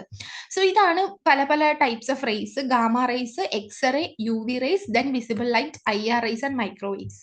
സോ ഇതാണ് four different types of radiations പറയുന്നത്. U V light, ionising radiation, then microwave radiation and strong visible light ആണ് മെയിൻ ആയിട്ട്. പിന്നെ സൗണ്ട് വേവ്സും വരുന്നുണ്ട് കേട്ടോ. അപ്പൊ ഇതാണ് ഒരു ഇലക്ട്രോ മാഗ്നറ്റിക് സ്പെക്ട്രത്തിൽ നമ്മൾ അറേഞ്ച്മെന്റ് ഓഫ് റേസ് എന്ന് പറയുന്നത് ഇങ്ങനെയാണ് കേട്ടോ. ഓക്കെ, അപ്പൊ റേഡിയേഷൻ ഉപയോഗിച്ച് എങ്ങനെയാണ് സ്റ്റെറിലൈസ് ചെയ്യുന്നത് നോക്കാം. നമുക്ക് മെയിൻലി അയണൈസിങ്ങും നോൺ അയണൈസിങ് റേഡിയേഷൻസ് ഉണ്ട്. അയണൈസിങ് റേഡിയേഷൻ എന്ന് പറയുമ്പോൾ അതിൽ എക്സ്റേ, ഗാമ റേസ് ഒക്കെയാണ് വരുന്നത്. നോൺ അയണൈസിങ് എന്ന് പറയുന്ന സമയത്ത് like microwave, infrared, visible light, U V light, അതൊക്കെയാണ് നമുക്ക് നോൺ അയണൈസിംഗിൽ വരുന്നത്. ഈ ഒരു ജസ്റ്റ് ഒന്ന് മനസ്സിലാക്കിയാൽ മതി. അയണൈസിംഗിലാണ് എക്സ്റേയും ഗാമ റേസും മാത്രമാണ് അയണൈസിംഗിൽ വരുന്നത്. ബാക്കി U V rays, visible light, infrared, microwaves അതെല്ലാം നോൺ അയണൈസിംഗിലാണ് വരുന്നുണ്ടാവുക. ഓക്കെ, നമുക്ക് ഫസ്റ്റ് നോക്കാം എന്താണ് അയണൈസിങ് റേഡിയേഷൻ ചെയ്യുന്നത്. അയണൈസിങ് റേഡിയേഷൻ എന്ന് പറയുമ്പോൾ ഞാൻ പറഞ്ഞ പോലെ തന്നെ ഗാമ റേസും എക്സ്റേസും ആണ് മെയിൻ ആയിട്ട് അയണൈസിങ് റേഡിയേഷനിൽ വരുന്നത്. പിന്നെ ഹയർജി ഇലക്ട്രോൺ ബീംസ് ഉണ്ട്. അപ്പൊ ഇവിടെ വേവ് ലെങ്ത് 1 നാനോമീറ്ററിനേക്കാളും കുറവായിരിക്കും. അയണൈസിങ് റേഡിയേഷൻസ് ആയിട്ടുള്ള ഗാമ റേസിന്റെയും എക്സ്റേസിന്റെയും ഒക്കെ വേവ് ലെങ്ത് എന്ന് പറയുന്നത് 1 നാനോമീറ്ററിനേക്കാളും കുറവായിരിക്കും. ഓക്കെ, അയണൈസിങ് റേഡിയേഷൻ എന്ന് പറഞ്ഞു കഴിഞ്ഞാൽ ഇത് ഒരു ആറ്റമായിട്ട് കോണ്ടാക്ട് വന്നു കഴിഞ്ഞാൽ ആ ആറ്റത്തിലെ ഇലക്ട്രോൺസിനെ റിമൂവ് ചെയ്യും. സപ്പോസ് ഓക്സിജനിലെ അയോൺസിനെ റിമൂവ് ചെയ്യുമ്പോഴാണ് ഓക്സിജൻ ഫ്രീ റാഡിക്കൽസ് ആയിട്ട് മാറുന്നത്, അഥവാ റിയാക്റ്റീവ് ആയിട്ടുള്ള ഓക്സിജൻ സ്പീഷീസ് ആയിട്ട് മാറുന്നത്. ഇതാണ് main power of ionizing radiations. ഒരു ആറ്റവുമായിട്ട് കോണ്ടാക്ട് വന്നു കഴിഞ്ഞാൽ ആ ആറ്റത്തിനകത്തുള്ള ഇലക്ട്രോൺസിനെ റിമൂവ് ചെയ്ത് അവിടെ അയോൺസ് ഫോം ചെയ്യുക എന്നുള്ളതാണ് main purpose of ionizing radiations. അപ്പൊ ഈ ഒരു അയോൺസ് ഫോം ചെയ്ത് കഴിഞ്ഞാൽ ഞാൻ പറഞ്ഞു റിയാക്റ്റീവ് ആയിട്ടുള്ള ഓക്സിജൻ സ്പീഷീസിനൊക്കെ വളരെ സ്ട്രോങ് ഓക്സിഡൈസിങ് ഏജൻസ് ആണ്. സോ മൈക്രോബ്സിന്റെ വൈറസ് ആയിക്കോട്ടെ, അതേപോലെ തന്നെ എന്ത് മൈക്രോബ്സ് ആയിക്കോട്ടെ, അവരുടെ DNA പെറോക്സൈഡ്സും അതേപോലെ തന്നെ ഹൈഡ്രോക്സിൽ റാഡിക്കൽസും ഒക്കെയാണ് ഇതേപോലെ റിയാക്റ്റീവ് ആയിട്ടുള്ള ഓക്സിജൻ സ്പീഷീസ്. അവർ മെയിൻലി DNA ഡാമേജ് ചെയ്തിട്ടായിരിക്കും ആ ഓർഗാനിസത്തിനെ ഡിസ്ട്രോയ് ചെയ്യുന്നത്. റേഡിയേഷൻ ഡോസ് കൊടുക്കുന്നത് മെയിൻലി ബാക്ടീരിയക്ക് ആണെന്നുണ്ടെങ്കിൽ 0.3 to 0.4 മില്ലി റാഡ്സ് ആണ്. പോളിയോ വൈറസസിന് യൂഷ്വലി 3.8 മില്ലി റാഡ്സ്.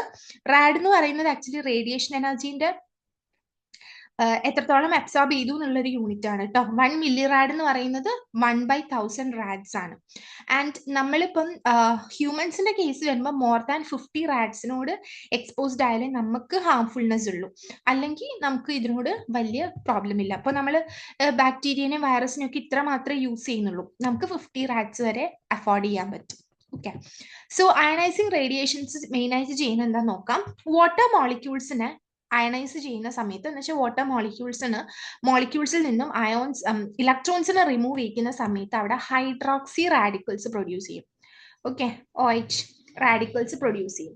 ഈ OH റാഡിക്കല് മെയിൻ ആയിട്ട് പോയിട്ട് DNA ഡാമേജ് വരുത്തുക. സോ മൈക്രോ ഓർഗാനിസത്തിന്റെ DNA ഡാമേജ് വരുന്ന സമയത്ത് ഓട്ടോമാറ്റിക്കലി അവർക്ക് റെപ്ലിക്കേഷൻ നടക്കൂല. So that growth is not possible. Okay, ഇനി ഒരു ടാർജറ്റ് തിയറി ഉപയോഗിച്ച് ടാർജറ്റ് തിയറിയിൽ പറയുന്ന കാര്യം എന്ന് വെച്ചാൽ റേഡിയേഷൻ പാർട്ടിക്കിൾസ് മെയിൻ ആയിട്ട് ഇപ്പം ഓരോ സെൽ കമ്പോണൻസിലാണ് പോയിട്ട് ബൈൻഡ് ചെയ്യുക, സ്ട്രൈക്ക് ചെയ്യുക എന്ന് വെച്ചാൽ ഇപ്പം നമ്മുടെ ബോഡിയിനുള്ളിലുള്ള പല സെൽ പാർട്സിൽ പോയിട്ട് സ്ട്രൈക്ക് ചെയ്യാണ് ചെയ്യുന്നുണ്ടാവുക. അതിൽ ചിലത് എന്താ പറയുക മ്യൂട്ടേഷൻസ് കോസ് ചെയ്യും, ചില ഹിറ്റിങ്സ് മൈക്രോ ഓർഗാനിസത്തിനെ കില്ല് ചെയ്യും. അതാണ് മെയിൻ ആയിട്ട് പറഞ്ഞത്. ഇതിപ്പോ ഒരു മൈക്രോ ഓർഗാനിസത്തിന്റെ സെല്ലാണ്, ഇതിൽ പല പല കമ്പോണൻസ് ഉണ്ട്. ആദ്യം ഈ റേഡിയേഷൻ ചിലപ്പം വന്ന് ഇതിനെ സ്ട്രൈക്ക് ചെയ്യുമ്പം ഈ ഒരു കമ്പോണന്റ് സെൽ പാർട്ടിനെയാണ് വന്ന് സ്ട്രൈക്ക് ചെയ്യുന്നതെങ്കിൽ ചിലപ്പം ആ മൈക്രോ ഓർഗാനിസത്തിന്റെ ഡെത്ത് നടക്കും. ഇനിയിപ്പോ ഈ കമ്പോണന്റിനെ വന്ന് സ്ട്രൈക്ക് ചെയ്യുമ്പോൾ ചിലപ്പം DNA മ്യൂട്ടേഷൻസ് ഒക്കെ വരുമായിരിക്കും ചെയ്യുക. അങ്ങനെ പല രീതിക്ക് അവരുടെ ഹിറ്റിംഗ് ഉണ്ട്. ആ ഒരു ഹിറ്റിങ്ങിനനുസരിച്ചിട്ടാണ് അവിടെ ഉണ്ടാവുന്നത്. സോ മെയിൻലി നമ്മൾ പ്ലാസ്റ്റിക്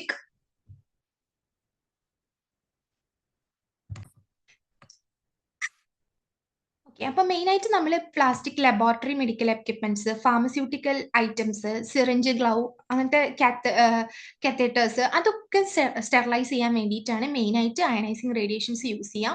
പിന്നെ പ്രിസർവേഷൻ, ഫുഡ് പ്രിസർവേഷന് വേണ്ടി യൂസ് ചെയ്യാം. Sea food, meat, poultry, fruits, vegetables, അതൊക്കെ നമുക്ക് ഫുഡ് പ്രിസർവേഷനും അയണൈസിങ് റേഡിയേഷൻസ് യൂസ് ചെയ്യാം. മെയിൻ ആയിട്ട് നമുക്ക് ഗാമ റേസ് പ്രൊഡ്യൂസ് ചെയ്യുന്ന ഒരു മെറ്റലാണ് കൊബാൾട്ട്. പിന്നെ അതേപോലെ തന്നെ ചില മെഷീൻസ് ഇലക്ട്രോൺ ബീംസ് പ്രൊഡ്യൂസ് ചെയ്യും. അതേപോലെ തന്നെ മെഷീൻസ് ഗാമ റേസ് പോലെ തന്നെ എക്സ് റേസും പല മെഷീൻസും വെച്ചിട്ടാണ് പ്രൊഡ്യൂസ് ചെയ്യിപ്പിക്കുന്നത്. സോ ഇതാണ് മെയിൻ ആയിട്ട് അയണൈസിങ് റേഡിയേഷനെ കുറിച്ച് പറയാനുള്ളത്. പിന്നെ നമ്മൾ ഈ ഒരു അയണൈസിങ് റേഡിയേഷൻ വെച്ചിട്ടുള്ള സ്റ്റെറിലൈസേഷനെ കോൾഡ് സ്റ്റെറിലൈസേഷൻ എന്നാ പറയുന്നുണ്ടാവാം. കോൾഡ് സ്റ്റെറിലൈസേഷൻ കാരണം ബാക്കി റേഡിയേഷൻ വെച്ച് നോക്കുന്ന സമയത്ത് വളരെ ലിറ്റിൽ ആയിട്ടുള്ള ഹീറ്റാ പ്രൊഡ്യൂസ് ചെയ്യുക. അതുകൊണ്ട് തന്നെ ഹീറ്റ് വെച്ച് നമുക്ക് ചില മെറ്റീരിയൽസ് മൈക്രോ ഓർഗാനിസത്തിന് ചിലപ്പോൾ നമുക്ക് കില്ല് ചെയ്യാൻ പറ്റുമായിരിക്കും, പക്ഷെ ആ ഒരു നമുക്ക് സ്റ്റെറിലൈസ് ചെയ്യേണ്ട മെറ്റീരിയലിന് ചിലപ്പം ഹീറ്റ് വിത്ത്സ്റ്റാൻഡ് ചെയ്യാൻ പറ്റിക്കൊള്ളണമെന്നില്ല. സോ അങ്ങനെയുള്ളവർക്ക് നമുക്ക് ഇതേപോലെ റേഡിയേഷൻസ് ഉപയോഗിക്കാം, കാരണം അവിടെ ഹീറ്റ് പ്രൊഡക്ഷൻ വളരെ കുറവായിരിക്കും. സോ നമ്മൾ അതിനെ കോൾഡ് സ്റ്റെറിലൈസേഷൻ എന്നാണ് മെയിൻലി പറയുന്നുണ്ടാവുക. ഓക്കെ, അപ്പൊ നമ്മൾ പോൾട്രിയിലൊക്കെ പാത്തജൻ ഡിസ്ട്രക്ഷന് വേണ്ടിയിട്ടൊക്കെ നമുക്ക് യൂസ് ചെയ്യാം. സോ ദാറ്റ് സീ ഫുഡിന്റെയും ഫ്രൂട്ട്സിന്റെ ഒക്കെ ഷെൽഫ് ലൈഫ് എക്സ്റ്റെൻഡ് ചെയ്യാം. അപ്പൊ അതാണ് മെയിൻ ആയിട്ട് പറയുന്നത്. സോ അയണൈസിങ് റേഡിയേഷൻ എന്ന് പറഞ്ഞാൽ mainly gamma rays, x rays ആണ് വരുന്നത്. വേവ് ലെങ്ത് നല്ല കുറവായിരിക്കും, അവർക്ക് 1 നാനോമീറ്റേഴ്സ് മാത്രമേ ഉള്ളൂ. മെയിൻ ആയിട്ട് അയണൈസിങ് റേഡിയേഷൻ എങ്ങനെയാണ് ഡിസ്ട്രക്ഷൻ നടത്തുന്നതെന്ന് വെച്ച് കഴിഞ്ഞാൽ മൈക്രോ ഓർഗാനിസത്തിന്റെ ബോഡിയിൽ DNAസിനെ ഡാമേജ് ചെയ്തിട്ടാണ് അവർ പല ആറ്റംസിൽ നിന്നും ഇലക്ട്രോൺസിനെ റിമൂവ് ചെയ്യും. സോ ദാറ്റ് അത് അയോൺസ് ആയിട്ട് മാറും. അപ്പം അവരുടെ ആ ഒരു റിയാക്റ്റീവ് അല്ലാത്ത സ്പീഷീസ് എന്ത് ചെയ്യും, ഓക്സിഡൈസ് ചെയ്യാൻ കപ്പാസിറ്റി ഉള്ള റിയാക്റ്റീവ് ആയിട്ടുള്ള സ്പീഷീസ് ആയിട്ട് മാറും. സോ ഓട്ടോമാറ്റിക്കലി DNAയും അതൊക്കെ ഡാമേജ് ചെയ്യായിരിക്കും ചെയ്യുക. നമ്മൾ മോസ്റ്റ്ലി കൊടുക്കുന്ന റേഡിയേഷൻ ഡോസസ് എന്ന് പറയുന്നത് ബാക്ടീരിയയ്ക്ക് ആണെങ്കിൽ 0.3 to 0.4 മില്ലി റാഡ്സും പോളിയോ വൈറസിനാണെങ്കിൽ 3.8 മില്ലി റാഡ്സും ആണ്. പിന്നെ ഹ്യൂമൻസിന് ഒരു 50 റാഡ്സ് വരെ, മോർ ദാൻ 50 റാഡ്സ് എന്ത് ചെയ്യാൻ പറ്റും, അവർക്ക് വിത്ത്സ്റ്റാൻഡ് ചെയ്യാൻ വേണ്ടിയിട്ട് പറ്റും. ഓക്കെ, പിന്നെ മെയിൻലി എങ്ങനെയാണ് DNA ഡാമേജ് ചെയ്യുന്നത്, ഇപ്പം ആ ഒരു അയണൈസിങ് റേഡിയേഷൻ സ്ട്രൈക്ക് ചെയ്യുന്ന സമയത്ത് പല പല സെൽ പാർട്സിലായിരിക്കും പോയിട്ട് സ്ട്രൈക്ക് ചെയ്യുക. ഇപ്പൊ ഒരു മൈക്രോ ഓർഗാനിസത്തിന്റെ ഇന്ന പാർട്ടിൽ നല്ല പല പല പാർട്സിൽ പോയിട്ട് സ്ട്രൈക്ക് ചെയ്യും. അപ്പൊ ചില പാർട്ടിൽ സ്ട്രൈക്ക് ചെയ്യുമ്പോൾ ആ ബാക്ടീരിയ തന്നെ കില്ലാവാൻ ചാൻസ് ഉണ്ട്. ചില പാർട്സിൽ പോയിട്ട് സ്ട്രൈക്ക് ചെയ്യുമ്പോൾ DNA മ്യൂട്ടേഷൻസ് ഉണ്ടാവുന്നുണ്ടാവാം.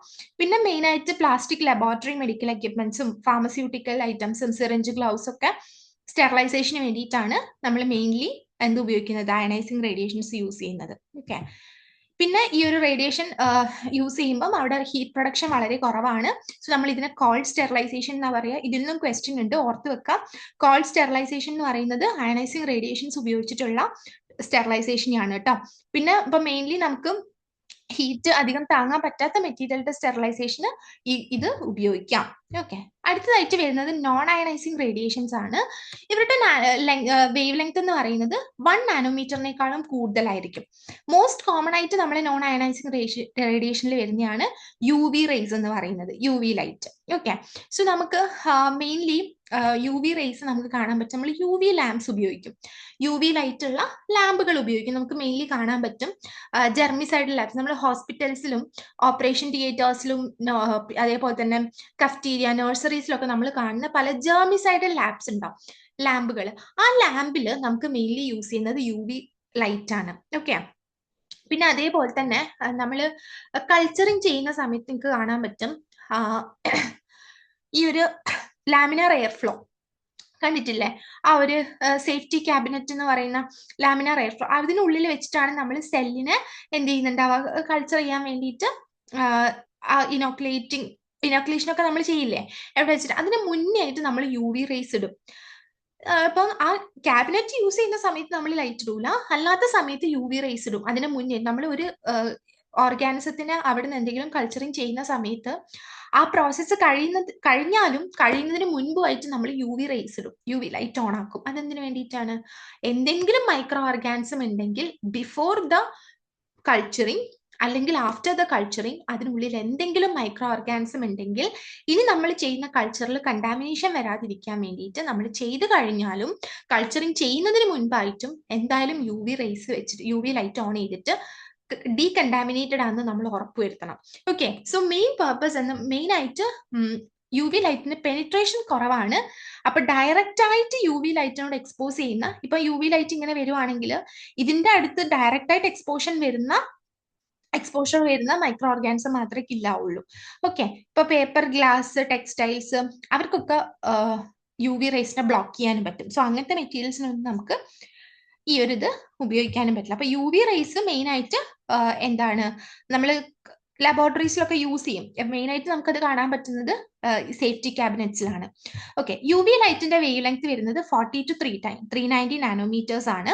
ആൻഡ് ഒരു 200 നാനോമീറ്ററിന് അറൌണ്ട് വരുന്ന വേവ് ലെങ്ത് ഉള്ള യു വി ലൈറ്റ് ആണ് മോസ്റ്റ് എഫക്റ്റീവ് ആയിട്ട് നമുക്ക് മൈക്രോ ഓർഗാനിസത്തിനെ കില്ല് ചെയ്യാൻ പറ്റുന്നത്. ഓക്കെ, ഒരു 260 നാനോമീറ്റർ വേവ് ലെങ്ത്തിൽ വരുന്ന യു വി ലൈറ്റിനെ ന്യൂക്ലിക് ആസിഡ്സ് എന്ന് വെച്ചാൽ നമ്മുടെ ഡി എൻ എയിലെ ബേസസ്, നമുക്കറിയാം ഡി എൻ എ എങ്ങനെയാണ് ഉണ്ടാക്കിയിട്ടുള്ളത്, ബേസസ് വെച്ചിട്ട്. ആ ന്യൂക്ലിക് ആസിഡിലെ ബേസസിന് നല്ല രീതിക്ക് അബ്സോർബ് ചെയ്യാൻ പറ്റും. 260 നാനോമീറ്റർ വേവ് ലെങ്ത്തിൽ വരുന്ന യു വി ലൈറ്റിനെ നല്ല പെർഫെക്റ്റ് ആയിട്ട് അബ്സോർബ് ചെയ്യാൻ പറ്റും. അബ്സോർബ് ചെയ്ത് കഴിഞ്ഞാൽ ഇതിൽ നിന്ന് യു വി റേഡിയേഷൻ എന്നുള്ള എനർജി ഉപയോഗിച്ചിട്ട് ന്യൂക്ലിക് ആസിഡ് മോളിക്യൂൾസ് എക്സൈറ്റഡ് ആകും. ഓക്കെ, ഹയർ എനർജി സ്റ്റേറ്റിലേക്ക് എക്സൈറ്റഡ് ആകും.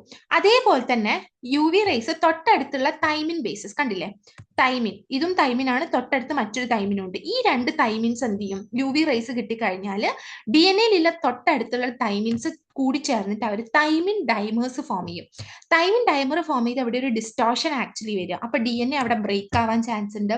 D N A replication properly നടക്കൂല, ട്രാൻസ്ക്രിപ്ഷൻ പ്രോപ്പർലി നടക്കൂല, സെൽ ഡിവിഷൻ സ്റ്റോപ്പ് ചെയ്യും, മൈക്രോ ഓർഗാനിസത്തിന് ഡിവൈഡ് ചെയ്യാൻ പറ്റാതെ ഇനാക്ടിവേറ്റ് ആയിട്ട് ഡൈ ആവുകയായിരിക്കും ചെയ്യുന്നുണ്ടാവുക. ഇതാണ് യു വി ലൈറ്റ് ചെയ്യുന്നത്. ആക്ച്വലി യു വി ലൈറ്റിന്റെ വേവ് ലെങ്ത് വരുന്നത് 40 to 390 നാനോമീറ്റേഴ്സ് ആണ്. ഓൾമോസ്റ്റ് മൈക്രോ ഓർഗാനിസത്തിനെ കില്ല് ചെയ്യാൻ നമുക്ക് 200 നാനോമീറ്ററിൽ വരുന്ന യു വി ലൈറ്റ് ആണ് വേണ്ടത്. അതിൽ തന്നെ 260 നാനോമീറ്റർ വരുന്ന യു വി ലൈറ്റ് ആണ് മോസ്റ്റ് എഫക്റ്റീവ്. കാരണം ഒരു മൈക്രോ ഓർഗാനിസത്തിന്റെ ബോഡിയിലുള്ള ഡി എൻ എയിലെ ന്യൂക്ലിക് ആസിഡ് ബേസസിന് ഈ യു വി ലൈറ്റ് അബ്സോർബ് ചെയ്തിട്ട് ഹയർ എനർജി സ്റ്റേറ്റിലേക്ക് എക്സൈറ്റഡ് ആകും. ആ ഒന്നാമത്തെ അത് എക്സൈറ്റഡ് ആവുകയാണ്. രണ്ടാമത്തെ കാര്യം, തൊട്ടടുത്തുള്ള തൈമിൻ ബേസസുകൾ തമ്മിൽ പെയറിംഗ് നടന്നിട്ട് തൈമിൻ ഡൈമേഴ്സ് ഫോം ചെയ്ത് റെപ്ലിക്കേഷൻ, ട്രാൻസ്ക്രിപ്ഷൻ പ്രോസസ്സുകൾ സ്റ്റോപ്പായി അവിടെ ബാക്ടീരിയ അല്ലെങ്കിൽ മൈക്രോ ഓർഗാനിസത്തിന്റെ ഗ്രോത്ത് നടക്കില്ല. ഓട്ടോമാറ്റിക്കലി സെൽ ഡിവിഷൻ സ്റ്റോപ്പ് ചെയ്യും, പ്രോട്ടീൻ സിന്തസിസ് സ്റ്റോപ്പ് ചെയ്യും, micro organism will die. Okay, ഇനി മെയിൻ ആയിട്ടൊരു കാര്യം പറയുന്നത് എൻഡോസ്പോർസ് വളരെ റെസിസ്റ്റന്റ് ആയി. ഇപ്പം ഫംഗസ് ഒക്കെ പ്രൊഡ്യൂസ് ചെയ്യുന്ന സ്പോർട്സുകൾ നമ്മൾ യു വി ലൈറ്റ് കൊടുത്താലും അവർക്ക് എന്താ പറയുക, ഡിസ്ട്രോയ് ചെയ്യാൻ പറ്റില്ല. കാരണം അതിലൊരു special protein D N A ആയിട്ട് ബൈൻഡ് ചെയ്യും. ഈ എൻഡോസ്പോറിൽ കാണുന്ന special protein D N A ആയിട്ട് ബൈൻഡ് ചെയ്യും. അപ്പം സ്ലൈറ്റ് ആയിട്ട് അൺട്വിസ്റ്റ് ചെയ്ത് അവരെ യു വി ഡാമേജിൽ നിന്ന് പ്രൊട്ടക്ട് ചെയ്യും. ഓക്കെ, അപ്പൊ mainly U V rays D N എനെയാണ് ഡാമേജ് ചെയ്യുക. പക്ഷെ എൻഡോസ്പോറിലുള്ള സ്പെഷ്യൽ പ്രോട്ടീൻ ഡി എൻ എയിൽ പോയിട്ട് ബൈൻഡ് ചെയ്ത് ഡി എൻ എനെ യു വി റേസിൽ നിന്ന് പ്രൊട്ടക്ട് ചെയ്യും. ഓക്കെ, പിന്നെ നമ്മൾ ഗ്രേറ്റർ ഡോസും ലോങ്ങർ എക്സ്പോഷറും ആണ് വേണ്ടത്. എന്നുവെച്ചാൽ നല്ല ഡോസിൽ തന്നെ യു വി ലൈറ്റ് കൊടുക്കുക. കുറേ സമയം അതിനോട് എക്സ്പോസ്ഡ് ആക്കുമ്പോഴാണ് നല്ല രീതിക്ക് പെർഫെക്റ്റ് കില്ലിംഗ് ഉണ്ടാവുക. മെയിൻലി നമ്മൾ സീവേജ് ട്രീറ്റ്മെന്റിനാണ് യൂസ് ചെയ്യുന്നുണ്ടാവുക. പ്രത്യേകിച്ച് ഇപ്പൊ ക്ലോറിൻ ഉപയോഗിച്ച് നമ്മൾ ട്രീറ്റ് ചെയ്യുന്ന സമയത്ത് അവിടെ കാർസിനോജനിക് കോമ്പൗണ്ട്സ് ഉണ്ടാകും. അത് ചിലപ്പോൾ കളർ മാറാൻ അങ്ങനത്തെ ചാൻസ് ഒക്കെ ഉണ്ട്. പക്ഷെ നമ്മൾ സീവേജസ് ട്രീറ്റ് ചെയ്യാൻ യു വി ലൈറ്റ് ഉപയോഗിക്കുമ്പോൾ ഈ പ്രോബ്ലംസ് ഒഴിവാക്കാം. ഓക്കെ, അപ്പൊ ഇതാണ് മെയിൻ ആയിട്ട് യു വി ലൈറ്റ് എന്താണ് അവരുടെ ആക്ഷൻ എന്നുള്ളത് മനസ്സിലാക്കാം. മെയിൻലി നമ്മൾ യു വി റേസ് ഉപയോഗിക്കുന്നത് നമ്മുടെ സേഫ്റ്റി ക്യാബിനറ്റ്സിനാണ്. നമ്മൾ കൾച്ചറിങ് ചെയ്യുന്നതിന് മുൻപായിട്ട്, സെൽ കൾച്ചർ ചെയ്യുന്നതിന് മുൻപായിട്ട് എന്ത് ചെയ്യും, നിങ്ങൾ കാണാം, സെൽ കൾച്ചർ റൂമിൽ കാണാം ഇതേപോലെ ഒരു safety cabinet, laminar air flow എന്ന് പറയും നമ്മൾ സേഫ്റ്റി ക്യാബിനറ്റ്സ്. ഈ ഫോട്ടോ ഉണ്ടോ നോക്കട്ടെ. ഹെപ്പ ഫിൽട്ടേഴ്സിന്റെ അവിടെ ഞാൻ കൊടുത്തിട്ടുണ്ടായിരുന്നു. ഒരു മിനിറ്റ്. ഓക്കെ, ഇതാണ് നമ്മളെ ലാമിനാർ എയർ ഫ്ലോ. ഇവിടെയുള്ള ആ ഒരു ഗ്ലാസ് ഉണ്ടാവും, അത് നമ്മൾ ഓപ്പൺ ചെയ്തിട്ടാണ് ഇതിന്റെ ഇടയിലൂടെ നമ്മൾ ഫേസും കാര്യങ്ങളും ഉള്ളിലോട്ട് എക്സ്പോസ്ഡ് ആക്കാൻ പാടില്ല. ഇതിനുള്ളിൽ നമ്മൾ ഇവിടെ വെച്ചിട്ടായിരിക്കും നമ്മൾ സെൽ കൾച്ചറിങ് ചെയ്യുന്നുണ്ടാവാം. അപ്പൊ സെൽ കൾച്ചറിങ് ചെയ്യുന്നതിന് മുൻപായിട്ട് അഥവാ എന്തെങ്കിലും മൈക്രോ ഓർഗാനിസം ഉണ്ടെങ്കിൽ നമ്മൾ ചെയ്യുന്ന സെൽ കൾച്ചറിൽ അത് കണ്ടാമിനേഷൻ വരുത്തും. സോ അതിന് മുന്നേ അതിനുള്ളിലുള്ള മൈക്രോ ഓർഗാനിസത്തിനെ റിമൂവ് ചെയ്യാൻ നമ്മൾ യു വി ലൈറ്റ് ഇട്ട് വെക്കും കുറച്ച് സമയത്തേക്ക്. അത് കഴിഞ്ഞ് നമ്മൾ സെൽ കൾച്ചറിങ് കഴിഞ്ഞു കഴിഞ്ഞാലും നമ്മൾ യു വി ലൈറ്റ് ഇട്ട് വെച്ചിട്ടാണ്, കുറച്ച് സമയം യു വി ലൈറ്റ് ഇട്ട് വെച്ചിട്ടാണ് എന്ത് ചെയ്യാം പോരുക. കാരണം എന്തെങ്കിലും അവിടെ എന്തെങ്കിലും മൈക്രോ ഓർഗാനിസം ഉണ്ടെങ്കിൽ അത് കില്ലായിക്കോട്ടെ എന്ന് വിചാരിച്ചിട്ടാണ് കേട്ടോ. അടുത്തതായിട്ട് മൈക്രോവേവ് റേഡിയേഷൻ ആണ്. ഇവർക്ക് കുറച്ചും കൂടെ ലോങ്ങർ വേവ് ലെങ്ത് ആണ്. അതുകൊണ്ട് തന്നെ ഇലക്ട്രോ മാഗ്നറ്റിക് സ്പെക്ട്രത്തിൽ ഓൾമോസ്റ്റ് ലാസ്റ്റ് പോർഷനിലോട്ടാണ് നമുക്ക് കാണാൻ പറ്റുക. ഇവരുടേത് 1 mm ആണ്. 1 mm to 1 meter ആണ്, നാനോമീറ്റേഴ്സ് അല്ല. 1 mm to 1 m ആണ്. ഓക്കെ, ഇവിടെ ഇവർ ചെയ്യുന്നത് നമ്മൾ മൈക്രോവേവ് ഓവൻസ് കണ്ടിട്ടുണ്ട് അല്ലെ. മൈക്രോവേവ് ഓവൻസിൽ മൈക്രോവേവ് റേഡിയേഷൻസ് ആണുള്ളത്. അവര് വാട്ടർ മോളിക്യൂൾസിനെ എക്സൈറ്റ് ചെയ്യും. വാട്ടർ മോളിക്യൂൾസിനെ എക്സൈറ്റ് ചെയ്യും. അപ്പൊ water molecules microwave energy absorb ചെയ്തിട്ട് അത് ഹീറ്റ് ആയിട്ട് കൺവേർട്ട് ചെയ്യും. അപ്പൊ എന്ത് ചെയ്യും, ഫുഡ് ഓട്ടോമാറ്റിക്കലി ചൂടാവാൻ തുടങ്ങും. ഓക്കെ, മൈക്രോവേവ്സ് എന്താ ചെയ്യുന്നുണ്ടാവും, വാട്ടർ മോളിക്യൂൾസിനെ എന്ത് ചെയ്യും, എക്സൈറ്റ് ചെയ്യും. അവര് മൈക്രോവേവ് എനർജി അബ്സോർബ് ചെയ്തിട്ട് വാട്ടർ ഹീറ്റ് ആയിട്ട് മാറുമായിരിക്കും ചെയ്യുക. അതുകൊണ്ടാണ് മൈക്രോവേവ് ഓവനിൽ വെക്കുമ്പോൾ നമുക്ക് ഫുഡ് ചൂടാവുന്നില്ലേ, അതാണ് ഇവിടെ നടക്കുന്നത്. മെയിൻലി ഇവര് പോളാർ ആയിട്ടുള്ള മോളിക്യൂൾ ആണ് വാട്ടർ. സോ വാട്ടറിന്റെ വൈബ്രേഷനും റൊട്ടേഷനും ആണ് നടത്തുന്നത്. സോ ആ വൈബ്രേഷനും റൊട്ടേഷനും കാരണമാണ് അവിടെ ഫ്രിക്ഷൻ നടന്നിട്ട് ഹീറ്റ് പ്രൊഡ്യൂസ് ചെയ്യുന്നത്. ഓക്കെ, ഹീറ്റ് ജനറേറ്റ് ചെയ്യും. അപ്പൊ അവിടെ പ്രൊഡ്യൂസ് ചെയ്ത ഹീറ്റ് കാരണം അതിനുള്ളിലെ ടെമ്പറേച്ചർ കൂടിയിട്ടാണ് മൈക്രോ ഓർഗാനിസം കില്ലാവുന്നത്, മെയിൻലി മൈക്രോവേവ് ഓവൻസിലൊക്കെ. അപ്പൊ വാട്ടർ ഇല്ലാത്ത മെറ്റീരിയൽസ് ആണെങ്കിൽ അവർ നല്ല കൂളായിട്ട് തന്നെ ഇരിക്കുള്ളൂ. വാട്ടർ കണ്ടെയ്ൻ ചെയ്യുന്ന മെറ്റീരിയൽസ് ആണെങ്കിൽ ഈ മൈക്രോവേവ് റേഡിയേഷൻസ് വാട്ടറിനെ എന്ത് ചെയ്യും, പോളാർ ആയിട്ടുള്ള മോളിക്യൂൾ ആയതുകൊണ്ട് തന്നെ അവരെ എക്സൈറ്റ് ചെയ്യിപ്പിച്ച് അവരിൽ റൊട്ടേഷനും വൈബ്രേഷൻസും ഉണ്ടാക്കിയിട്ട് ഫ്രിക്ഷൻ അഥവാ ഫ്രിക്ഷൻ കാരണം അവിടെ ഫ്രിക്ഷൻ പ്രൊഡ്യൂസ് ചെയ്ത് അവിടെ ഹീറ്റ് പ്രൊഡക്ഷൻ ആയിരിക്കും ഉണ്ടാവുക. ഓട്ടോമാറ്റിക്കലി ടെമ്പറേച്ചർ റേസ് ചെയ്യും. സോ ദാറ്റ് മൈക്രോ ഓർഗാനിസത്തിന് ഹൈ ടെമ്പറേച്ചേഴ്സ് വിത്ത്സ്റ്റാൻഡ് ചെയ്യാൻ പറ്റില്ല. ഓക്കെ, സോ 10 മിനിറ്റിനുള്ളിലൊക്കെ എന്ത് ചെയ്യാൻ പറ്റും, മൈക്രോബ്സിനെ കില്ല് ചെയ്യാൻ പറ്റും. അടുത്തതായിട്ട് വരുന്നത് സ്ട്രോങ് വിസിബിൾ ലൈറ്റ് ആണ്. സ്ട്രോങ് വിസിബിൾ ലൈറ്റിന്റെ റേഡിയേഷൻസ് ആ ഒരു വേവ് ലെങ്ത് 400 to 700 നാനോമീറ്റേഴ്സ് ആണ്. അവർക്കും ഡയറക്റ്റ് ആയിട്ട് മൈക്രോ ഓർഗാനിസത്തിനെ കില്ല് ചെയ്യാൻ പറ്റും. മെയിൻ കാര്യം ചെയ്യുന്നതെന്ന് വെച്ചാൽ ലൈറ്റ് സെൻസിറ്റീവ് ആയിട്ടുള്ള മോളിക്യൂൾസിനെ ഓക്സിഡൈസ് ചെയ്യാം. ബാക്ടീരിയയിൽ നമുക്ക് കാണാൻ പറ്റുന്നതാണ് റൈബോഫ്ലാവിൻ, പോർഫൈറിൻസ് എന്നൊക്കെ പറയുന്ന ഓക്സിഡേറ്റീവ് എൻസൈംസിന്റെ പാർട്സ്. ഇവർ ലൈറ്റ് സെൻസിറ്റീവ് ആയിട്ടുള്ള മോളിക്യൂൾസ് ആണ് ഈ റൈബോഫ്ലാവിനും പോർഫൈറിൻസും. അപ്പൊ ലൈറ്റ് സെൻസിറ്റീവ് ആയിട്ടുള്ള മോളിക്യൂൾസിനെ ഓക്സിഡൈസ് ചെയ്യുന്ന സമയത്ത് ബാക്ടീരിയൽ ഓക്സിഡൈസ് ചെയ്യുന്ന സമയത്ത് ഈ പറഞ്ഞ റൈബോഫ്ലാവിനും പോർഫൈറിൻസിനും ഒന്നും പ്രോപ്പറായിട്ട് വർക്ക് ചെയ്യാൻ പറ്റില്ല. അതേപോലെ തന്നെ ചില ഫ്ലൂറസന്റ് ഡൈകൾ ഉണ്ട്, ഇയോസിൻ, അതേപോലെ തന്നെ മെത്തിലിൻ ബ്ലൂ എന്നൊക്കെ പറയുന്നത്. അപ്പൊ അതിനും എന്ത് ചെയ്യാൻ പറ്റും, പ്രോട്ടീൻസിനെ ഡീനാച്ചുറേറ്റ് ചെയ്യാൻ പറ്റും. നമ്മളിപ്പോ സ്ട്രോങ് ലൈറ്റിനോട് എക്സ്പോസ് ചെയ്യുന്ന സമയത്ത്, വിസിബിൾ ലൈറ്റ് എക്സ്പോസ് ചെയ്യുമ്പോൾ അവർക്ക് അത് ഈ പ്രോട്ടീൻസിന്റെയും ന്യൂക്ലിക് ആസിഡ്സിന്റെയും ഓക്സിഡേഷൻ നടത്തും. സോ ഡൈസും ഈ സ്ട്രോങ് വിസിബിൾ ലൈറ്റും കമ്പൈൻ ചെയ്യുമ്പോൾ കംപ്ലീറ്റ് ആയിട്ട് നമുക്ക് ബാക്ടീരിയനെയും വൈറസിനെയും ഡിസ്ട്രോയ് ചെയ്യാൻ പറ്റും. ഓക്കെ, ഇത്രേ പറയുന്നുള്ളൂ. സ്ട്രോങ് വിസിബിൾ ലൈറ്റിന് ലൈറ്റ് സെൻസിറ്റീവ് ആയിട്ടുള്ള മോളിക്യൂൾസിനെ ഓക്സിഡൈസ് ചെയ്യാനുള്ള കപ്പാസിറ്റി ഉണ്ട്.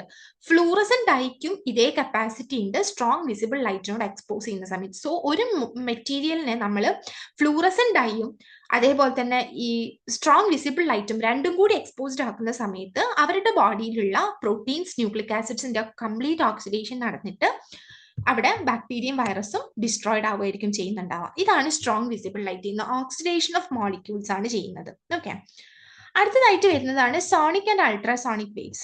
ഇതെന്ന് പറയുന്നത് സൗണ്ട് വേവ്സ് ആണ്.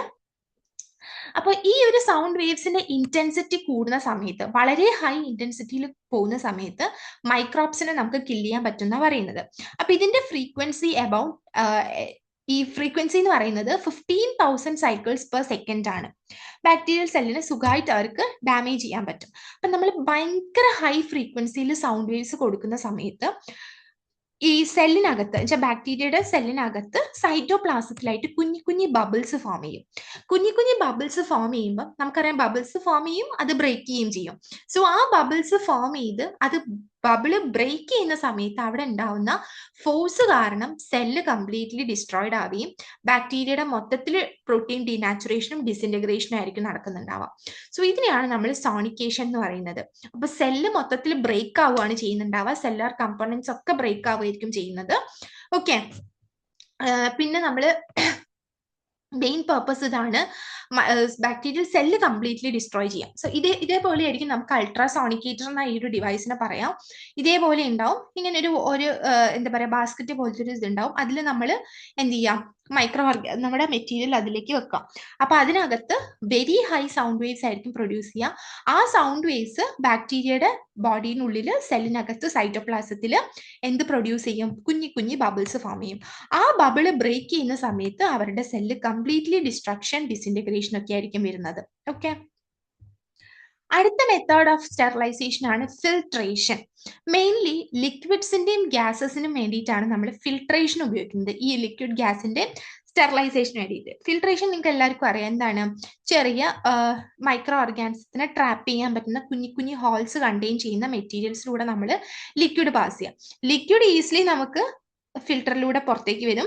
ഈ ഫിൽറ്ററിന്റെ മേലെയായിട്ട് മൈക്രോ ഓർഗാൻസ് ഒക്കെ സസ്പെൻഡഡ് ആയിട്ട് നിൽക്കും. സോ അപ്പൊ നമുക്ക് ക്ലീൻ ആയിട്ടുള്ള ലിക്വിഡ് കിട്ടും. അതേപോലെ തന്നെ നമ്മൾ ചിലപ്പം വാക്വം കൊടുക്കും, എന്ന് വെച്ചാൽ ആ ഒരു ഫ്ലോ ഈസിയർ ആക്കാൻ വേണ്ടിയിട്ടാണ്, ഈ ഒരു ഫിൽറ്ററിൽ കൂടെ ഉള്ള ലിക്വിഡ് ഫ്ലോ ഈസിയർ ആക്കാൻ വേണ്ടിയിട്ടാണ് നമ്മൾ വാക്വം കൊടുക്കുന്നത്. ഓക്കെ, അപ്പൊ മെയിൻലി ഇപ്പൊ ഇത് നമുക്ക് എന്തിനു ഉപയോഗിക്കും, ഇവിടെ നമ്മൾ ഹീറ്റോ കാര്യങ്ങളോ ഒന്നും ഉപയോഗിക്കുന്നില്ല. അതുകൊണ്ട് തന്നെ എൻസൈം, വാക്സിൻസ്, കൾച്ചർ മീഡിയ ഇവരൊക്കെ സ്റ്റെറിലൈസേഷന് വേണ്ടിയിട്ട് നമുക്ക് ഫിൽട്രേഷൻ എന്ന് പറയുന്നത് യൂസ് ചെയ്യാം. ഓക്കെ, അപ്പൊ അതാണ് മെയിൻ ആയിട്ട് സാധാ ഒരു ഹോൾസ് കണ്ടെയ്ൻ ചെയ്യുന്ന, സ്മോൾ ഹോൾസ് കണ്ടെയ്ൻ ചെയ്യുന്ന ഇതിലൂടെ നമ്മൾ എന്ത് ചെയ്യാണ്, ലിക്വിഡ്സ് പാസ് ചെയ്യാം. സോ ദാറ്റ് ലിക്വിഡ്സ് ഈസിലി അടിയിലേക്ക് വരും, മൈക്രോ ഓർഗാനിസംസ് ഒക്കെ ഈ ഒരു ഫിൽറ്ററിൽ ട്രാപ്ഡ് ആവും. വാക്വം നമ്മൾ കൊടുക്കും, വാക്വം കൊടുക്കുന്നത് കുറച്ചും കൂടെ ആ ഒരു മൂവിങ് എഫിഷ്യൻസി കൂട്ടാൻ വേണ്ടിയിട്ടാണ്. ഓക്കെ, ഇനി നമുക്ക് ഒരുപാട് ഫിൽറ്റേഴ്സ് അവൈലബിൾ ആണ്, ഡിഫറെന്റ് മെറ്റീരിയൽസ് വെച്ച്. ഒന്നാമത്തെ എന്ന് പറയുന്നത് സീഡ്സ് ഫിൽറ്റർ ആണ്. അപ്പൊ സീഡ്സ് ഫിൽറ്റർ എന്ന് പറയുന്നത് ഇതാണ് സീഡ്സ് ഫിൽറ്റർ. ഇതിൽ നമുക്ക് കാണാൻ പറ്റുക ആസ്ബെസ്റ്റോസ് പാഡ് ആണ് നമ്മൾ ഫിൽറ്റർ ആയിട്ട് വെക്കുന്നത്, ആസ്ബെസ്റ്റോസ് പാഡ്. പിന്നെ കാണുന്നത് ബർഗ്ഫെൽഡ് ഫിൽറ്റർ ആണ്. ബർഗ്ഫെൽഡ് ഫിൽറ്റർ എന്ന് പറഞ്ഞാൽ നമ്മൾ സാധാരണ ഡ്രിങ്കിങ് വാട്ടർ പ്യൂരിഫയറിൽ കാണുന്നത്. അപ്പൊ അതിലൊക്കെ മൈക്രോ ഓർഗാനിസത്തിനെ ട്രാപ്പ് ചെയ്യാൻ വേണ്ടിയിട്ട് പറ്റും. പിന്നെ ചേംബർലാൻഡ് പാസ്റ്റർ ഫിൽറ്ററും അതേപോലെ തന്നെ സിൻഡേർഡ് ഗ്ലാസ് ഫിൽറ്റേഴ്സും ആണ്. ഇതിൽ മെയിൻലി നമ്മൾ യൂസ് ചെയ്യുന്നത് ചേംബർലാൻഡ് പാസ്റ്റർ ഫിൽറ്ററിൽ പ്രോസ്ലിൻ ആണ് നമ്മൾ മെറ്റീരിയൽ ആയിട്ട് യൂസ് ചെയ്യുന്നത്. പിന്നെ മറ്റ് ഫിൽറ്റേഴ്സിലൊക്കെ സിൻഡേർഡ് ഗ്ലാസ് ഡിസ്ക്സ് യൂസ് ചെയ്യും. ഓക്കെ, പിന്നെ ഈ ബർഗ്ഫെൽഡ് ഫിൽറ്ററിൽ നമ്മൾ യൂസ് ചെയ്യുന്നത് ഡയറ്റമീഷ്യസ് എർത്ത് ആണ് മെറ്റീരിയൽ ആയിട്ട് യൂസ് ചെയ്യുക. അപ്പൊ ഇതേപോലെ ഒരുപാട് ഫിൽറ്റേഴ്സ് അവൈലബിൾ ആണ്. അപ്പൊ മോസ്റ്റ്ലി പോർ സൈസ് വരുന്നുണ്ടാവുക 1 to several micrometres pore size ഉണ്ടാവും. അപ്പൊ ഈ ഒരു പോർ സൈസ് ആണ് മെയിൻലി ബാക്ടീരിയോളജിക്കൽ ഫിൽറ്റേഴ്സിൽ കാണാൻ പറ്റുക. അപ്പൊ 1 to several നാനോമീറ്റേഴ്സ് മൈക്രോമീറ്റേഴ്സ് ഉള്ള ഫിൽറ്റേഴ്സ് ആണ് മോസ്റ്റ്ലി യൂസ് ചെയ്യുന്നുണ്ടാവാം.